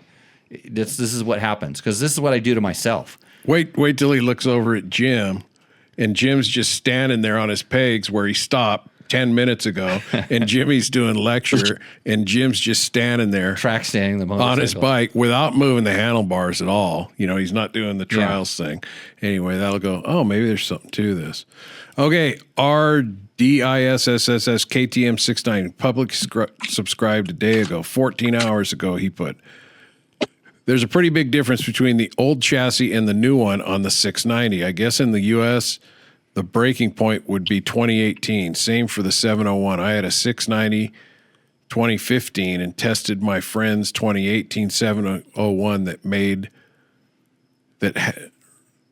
with a Raid Rally Tower, and was blown away by how balanced it was in comparison. Okay. So I think, I don't know if they made a change or not. I don't know. I wasn't into that bike. I mean, it's got a great motor. It's actually really good at on-road stuff, whatever. I did remember when I rode the one up at last year up in Idaho. I rode the one with the big tank, the long range, the Husky, the 701 with the Husky tank. And I came back and I said, that thing works better than I remember. Remember I said this? Mm-hmm. I thought it was because they put that big tank on there and it changed the weight bias of the chassis. I didn't really get a chance to ride it aggressively and some other stuff. But yeah, maybe there's a change. But talk about, the thing is, you make the unicorn bike. You know what the unicorn bike does? It does nothing great at one thing. It does everything okay and nothing great. And that's what they're trying to do with that motorcycle. And it was right up in the front running for my worst bike ever. But the only reason it didn't get there is because I've never had to work on one, because I don't really want to ride one that much, and I never had to work on it, and so I never spent that much time with it, because I right away identified, like, this thing has shortcomings in whether it's chassis or suspension, and a certain engine type, that it can't break out of the shell. It's kind of stuck and confined to the shell. But good, thanks for subscribing. We will enjoy your subscription. At Digital Sam TV wrote a day ago, why this over the Honda CRF 450L? He's talking about the Cove. Why that over a 450L? Well, fuel tank and all that about stuff. 4 gallons of gas. Yeah. Yeah, a little, 10% less power, 4 gallons of gas. They're probably both made in the same place. What's the price point difference? Do you know? Similar price. Okay. Yeah. At Otto Feuerstein, one day ago, how often do you check the valve clearance? The manual says every 2,000 km or 30 hours. This specification destroys my dream of a perfect bike. Sad, what is it? A colon and a bracket, sad face. Normally, I buy a bike to ride it, not for maintenance. Okay, Trevor, how much are you checking the valves on your whatever you're racing, the Honda, for instance? The R or the X? Yeah. They were just checked after Vegas to Reno, and one of them was a little tight. Okay, and so you are checking that. How many hours do you think was on that? How many hours was on that before you checked it? I would 520, 540. Close to like 100 race miles. 100 plus race. another 100 test. Okay, 800 race miles plus another 100 test miles. So probably 1,000 miles wringing the neck out of this thing. Well, you might have, Yes. so maybe you actually checked it within the required specification. But like my 500, it calls for these kind of tolerances. And what do we have? 500 and something hours on it. And I took the rocker gasket was leaking. It looked like the what did Victor call it? The the donut fryer or funnel cake fryer at the LA County Fair. That's what my motor looked like. So I finally changed it. It wasn't even that bad. We checked it, and one exhaust valve was like within specs, but kind of on one end. So you threw a shim, you change a shim. It was enough. It was enough. We were like, we got this thing. It's you apart did half here. of the work. Let's just do it.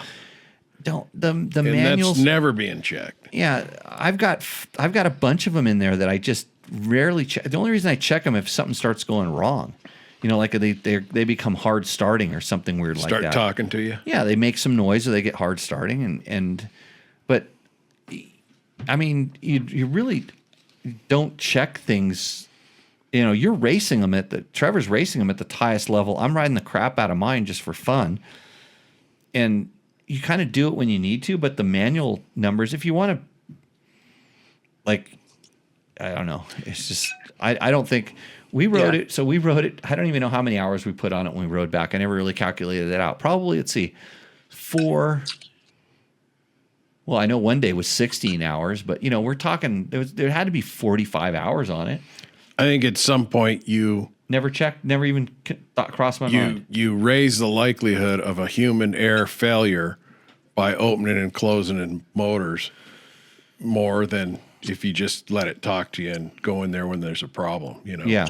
And engineers, like you say, lawyers write all those manual specs For the most part. And engineers like to tinker, like to do that kind of stuff and obsess over it, and that's fine, but you don't have to live by that. No, I don't. Yeah, I think it's more of, just kind of be smart. And yeah, the manuals, if you want to be super analytical and anal about it, go ahead.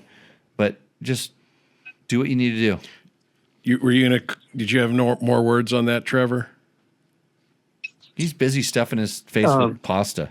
What are you eating, Trevor? no, some cereal. Cereal. Were you doing breakfast right now? So you can stay up all night and work on your Yamaha 250 test? Exactly. Where you have to describe the motor that, doesn't suck? Doesn't suck. Also, even like Jimmy, we rebuilt that YZ250 FX, and when I first brought it to you with like almost 80 hours on the thing, the valves were like perfect. With 80 hours on 250F, with a lot of that's hard riding and racing too. So I think the modern four strokes in general are just so good these days that it's really not an issue where it was maybe 10, 15, 20 years ago. Yeah, I'm sure all that, the alloys, the oils, and everything else is just improved over the 1960s. Utah Desert Racer wants to know what the link is to the thing. Go to www.jimmylewisoffroad.com and just start clicking around. I don't know where it is. It's on the website. You just click things and it's search tool works really good. It says online courses. Yeah, search Jimmy Lewis Off-Road online courses and you'll get to the thing. And subscribe to the newsletter and you'll get the first hint of when there's going to be a class. We got classes. Oh, they're coming online. up. Yeah, they're on the website right now. We have classes, spots available. Trevor, you can sign up.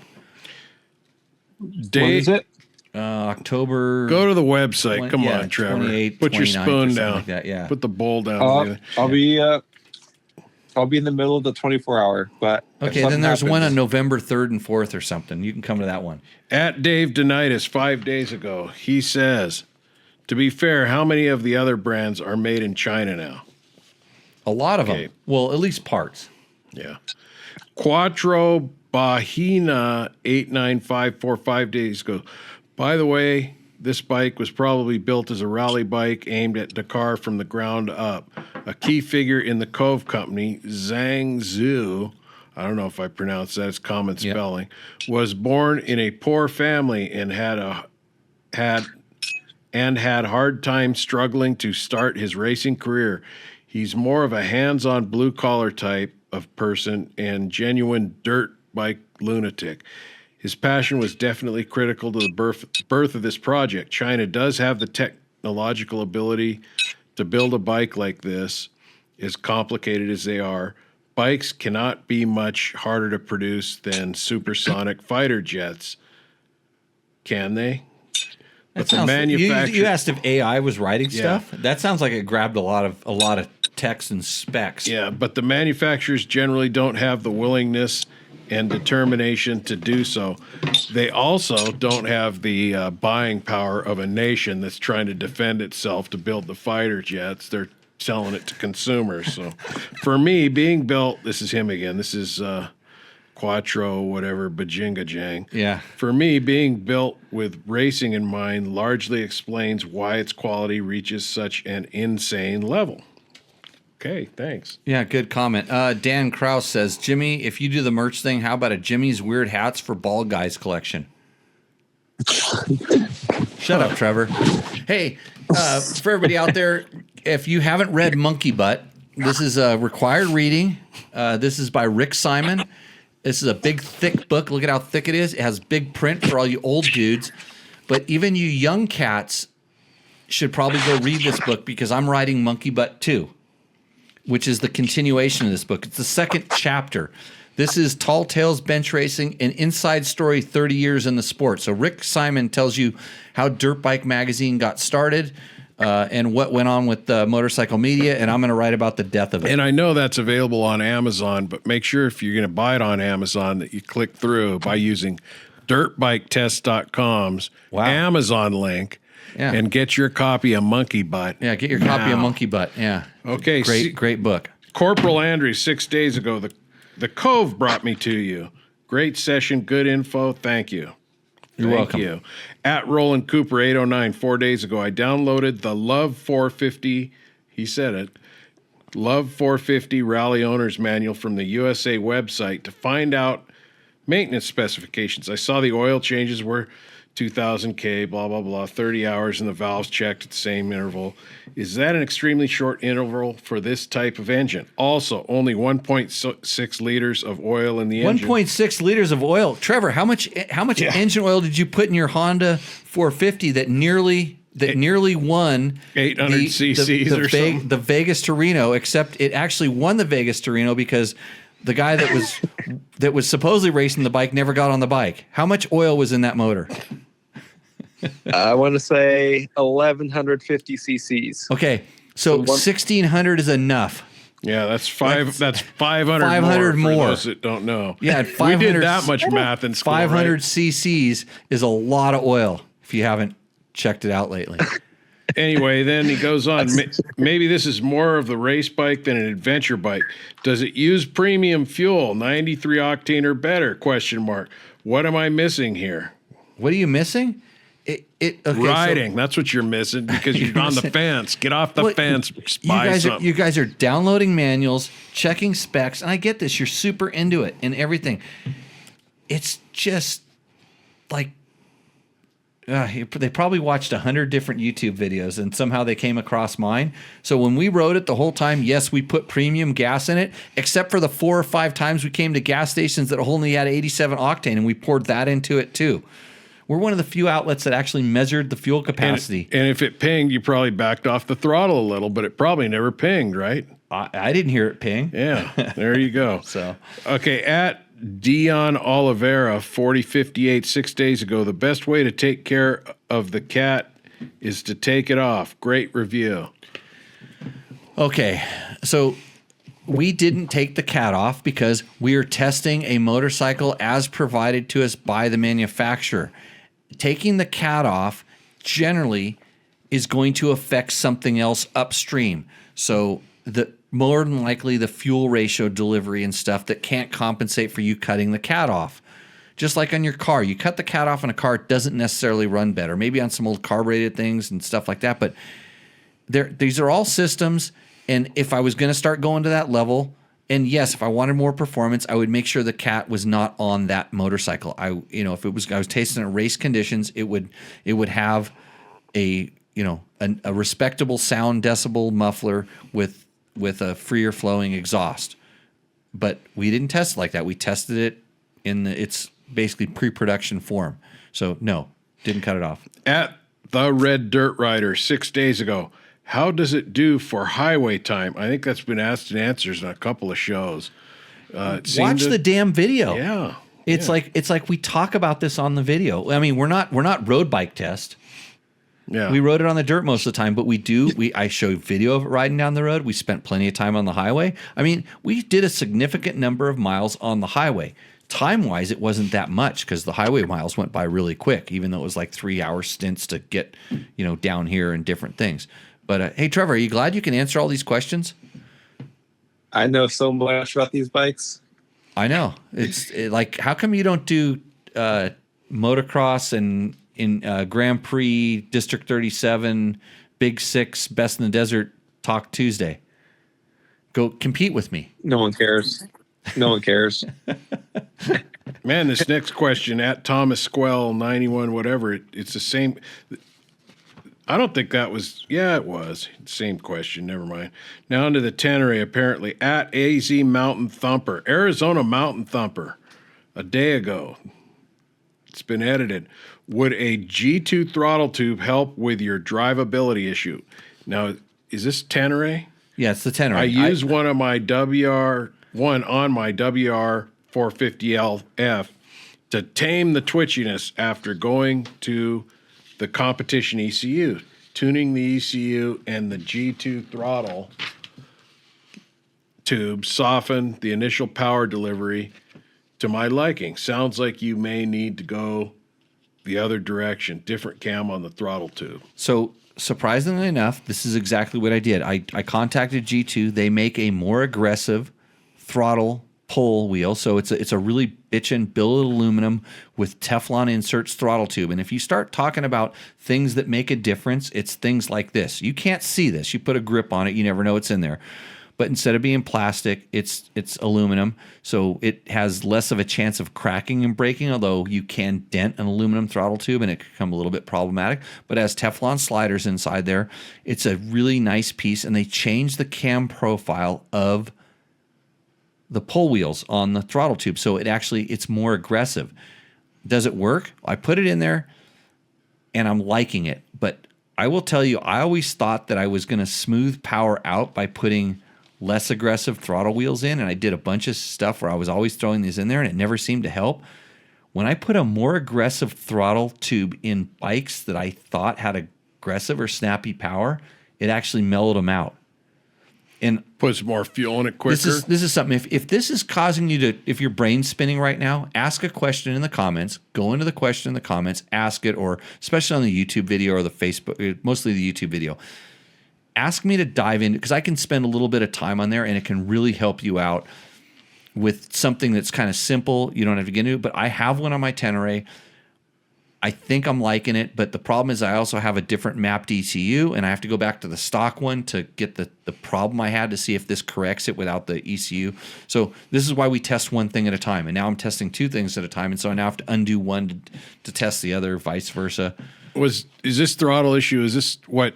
Remember when you jumped over something, almost bit it? That's what you're talking about? Yes. Okay, cool. Yeah, you need to do a separate little deal just on that. That video that you shot, it hasn't got likes. It hasn't got 3.2 million videos likes, but it's in there. I shoot pretty good video. I'm Japanese, half Japanese. At Thomas Hogg. I thought you were Chinese because you're a lot cheaper. No. Okay. At Thomas Hogg 7451 6 days ago, Jimmy, could you please post the link? Come on with Google search. Could you please post the link to the homepage of the company who sells these flex handlebars? Fasst Company, www.fastco.com. I'm going to make sure. I'm going to check that thing. I would have loved to have these on my bike during the last year's tour of Idaho. I suffered a lot of risks. Thomas. Thomas. Fastco.com. Just search Fasst Company, Fastco, Flex handlebars. Just search Jimmy's favorite handlebar, and it comes up. And because I'm doing TikTok videos where I'm dancing with them, kind of naked, but not really totally naked, and I put like bling on and I dance with them. All the stuff the kids are doing. At Two Wheel Drive Stroke. The first episode, 200 in a row. Dancing nearly naked. Ha ha ha. Okay, we got a disclaimer at the beginning because tonight's show was also the 200th episode, if you believe the intro printed stuff. But we're Right. at 204, 203. Anyway, at Sean Casey, 7090, 5 days ago. $4.99. Thanks. That must be the dirt bike school, huh? The videos? Yeah. Okay, at Roland Cooper, 809, 4 days ago. Sorry, posted on wrong Taco Tuesday talk. This you're wrong for even watching this. Yeah, Yeah. something's wrong So with yeah. I'm sure the other Taco Tuesday is some chef guy that's like, he's got a six pack and he's all ripped out cooking tacos and stuff. I'm working on that. That's why we're on Old Guys Moto Fitness, because everybody's wondering what I'm doing to keep myself in such awesome shape. But that's called the Jimbo program, and you have to follow me on my personal Instagrams to figure out how that works. And that's where we are. I think we're going off script now. Oh yeah. Oh no, we're not going to do Rooster Enders. By Who the do way, we have? Is anybody even live out there watching this thing? usually there's a thing that shows this, but yeah, because there's someone says, did you guys know that the Copo Camaro does not come with a VIN number, so there's no way to make it street legal in any state with an unhappy face? The Did you know that? Copo what? Copo Camaro. Do you know this, Trevor? That sounds like your league of things. Sounds like that club Desi Arnaz used to sing at in I Love Lucy or something. Or was that Copacabana? Yeah. Jason Abbott's still watching. He wants me to talk about Can-Ams. Jason, I want to ride that electric Can-Am, and I want to ride the all-wheel drive one when it starts coming out. Let's see. Your review was spot on, says Radar ADV. 1 week on the Cove, and I sold my T7 and WR250 for a light ADV. It's stellar. Well, Radar ADV, I have to completely disagree with you getting off the Blue Crew, number one, because they are a sponsor of this show. But he ought to call in next show and talk about that. Right. Call in and let's hear I want to hear what the facts are that made him switch. If you have that Covo Carrero, go to Arizona, because Puffy says they'll make anything street legal. And we got a few people in there that are live. There's people that are out there watching, good. George. Where are they from? Everybody post up where they're from. Yeah. What's a good 125 two-stroke for MX on a budget? The aluminum frame YZ 125s are overpriced in my area. Well, Asher Lito, who's back, by the way, back from Bible study. Oh, he was the one that He was the one checked that out. had to check out for Bible study. A lot of catching up. Yeah. It's a You big, gotta go back and watch it. There's a big reveals. big show. Yeah. Big show tonight. Jimmy was overserved. So the YZ125 is not overpriced because it's such a good bike. I have a 2005, and I'm literally thinking about buying a new one. I've seen a couple of them come up, but I'd almost go and buy a new one because you think about how much life and use I've got out of that thing for that much time, and the price is the price, and I don't know if the used bike's going to come down that much. There was a MIC Synopsis this weekend symposium. The price is the price. The price Says is the the guy with a sugar mama. Trevor, you got experience with these bikes, don't you?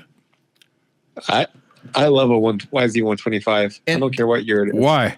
You can't go wrong. But they're worth what they're worth. I mean, it's like, I think if you're paying like $6,500 for a used one that's in decent shape, that's pretty fair. Yeah, these days. Because what are they, yeah. seven? What are they, seven? They're 75 by the time you're out 70. the door. Yes, it's like 73, 75 probably out the door. And Ashley says, I'm working with 3,500 and all the YZ125s here are 4K and over. Yeah. Save the $500. Actually come out and work for me for like 3 days doing motorcycle related projects. And I'll get you that $500. Which includes getting the weeds out of the driveway. Yeah, it's a little bit of weeds. You got to take the weeds out, and then we're going to do some siding on some buildings, a little roofing. There's a couple things. Pet the cat. We have to pet the cat a lot. I was looking for a hoe earlier. I don't know if you knew that. Well, that for the weeds, though. No, you got to go down the street Yeah, and take a no, left. not that kind of Yeah, hoe. go down the street and take a left. But hey, Trevor, thanks for going out and riding dirt bikes all day for free. Using my good name and fortune. Did they miss me out there, or were they glad I didn't show up? Oh, Stevie was bumming that you weren't out there. Hey, did he want to race me again? Yeah, I think he wanted you and Hoffman. He wanted Happy Scott and Grumpy Jimmy. No, grumpy everyone. I think Stevie wants to come out and do some trail riding with me. He's asking about something. What was he? He asked me about something about you. About going out there. my WR maps. Maybe. Yeah, but yeah, and then maybe there's some Tenere stuff happening. There's lots of things going on. So hey, we got people from Idaho, Pennsylvania, Indio. Is Indio? I'm place? sorry about that. Yeah, Lompoc. Yeah, I've got some people out here. So Cool. Hey, nobody overseas, I guess. It's cool when I see Australia or they're Europe or whatever. they're in the future, so they really can't. It takes a while for their internets to come down. Oh. So, Well, Pahrumps just in the past period. No Pahrumps matter how you dial it. one toilet flush away from Vegas, and I went to Cactus Corners for ice. Oh boy, I forgot everything I love about Pahrump. Coyote Corner. Yeah, Coyote whatever. Corner. So everybody, hey, thanks for joining in and watching. I'd like to again thank all of our sponsors, Double Take Mirrors. If you like to look at yourself while you're riding, I use them all the time. Trevor, you should start running a double take on your race bikes, because there's nothing more refreshing than just seeing the shit-eating grin you have in your motorcycle when you're just overalling best in the desert races. So overalling, I win so many races these days. Yeah. Yeah, you should put those streamers like all over your body, that'll show where the wind's running. And you can watch those and see if you can be more aerodynamic by just shifting your body around, Now that's a tech tip that tech tip, we're going to do that tomorrow. But we're going to do it with FlowViz, and you're going to be naked, George. And the stringers too, but Those will be images you can never get out of your that's why it's brain. going on. It's going on my OnlyFans account. Bulletproof Designs. Hey, get your bulletproof stuff when you get your new bike, especially the radiator guards, because they bolt right up, they protect it. Then your radiators will never bend, or at least they won't get destroyed, and you don't have to try to put nice straight radiator guards on dented up radiators after you fall over. Hey, I have a video from this weekend that I'm going to post up, and there's going to be a Bulletproof Designs commercial for a radiator guard in the video. I don't want to say why. Fasst Company, Trail Tech, DDC, Climb wore awesome Climb vented gear this weekend. I was the most flowing guy out riding in the trails. Scott Sports, Taco Moto, Roosterendo. It may come back, it may not. And if I have a bike for sale, will it come back? Taco, Roost Endo are for sale, possibly. Yeah, we can put all your bikes that are for sale. Right now we're tripled up. We're 3 episodes deep. So the next one, if the bikes are good, there's somebody's going to win a lot of money. And of course, Yamaha, where Trevor says the bike bogged because all the journalists suck. The bike bogged because I didn't turn the throttle far enough. Yeah, Is that it? that's what I was going to tell him. So. Anyways, I'm glad you figured it out, though. Hey, and one last question, because John Bailey just tripped across us on YouTube. He says, early CR 450X clutch pull remedy. Don't use it. Don't just quit using it. There you go. The That's my advice. You want another, Jimmy? No, Trevor. You do you have a clutch pull remedy for the early ones? Because they're kind of the same. Actually, I think the new one it lightened the pull a little bit, but I put a Works Connection clutch perch on ours, and I think that helped. Like you even said it when we were trying the bike stock. It's a light pull, but it's kind of vague feeling. Like you don't really, like, especially compared to the RX with the hydraulic clutch. It was just kind of like you were pulling the lever in and out or whatever, but you couldn't really feel exactly when it was the Honda clutch out of all the clutches is, we'll call it, a little bit vague feeling.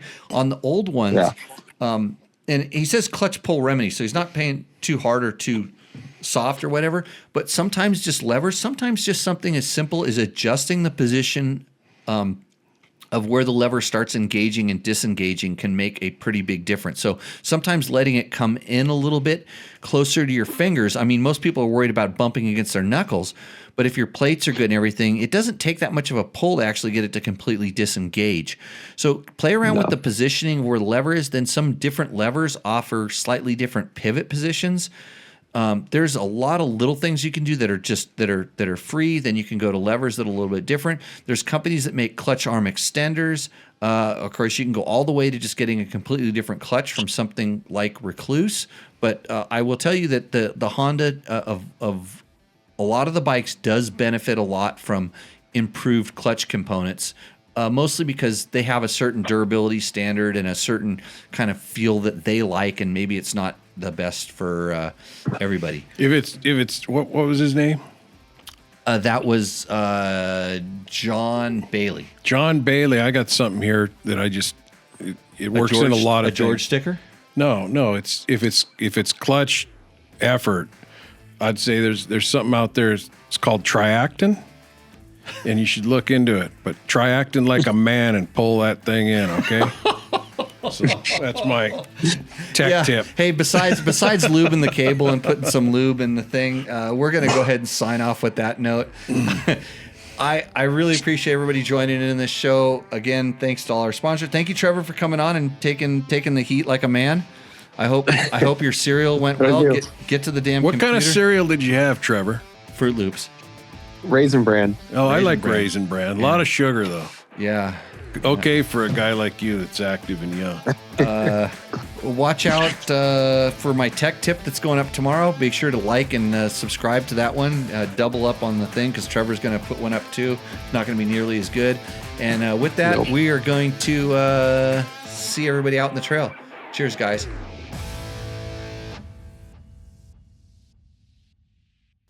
If you liked what you saw in this video, come check us out over at dirtbiketest.com on the webs.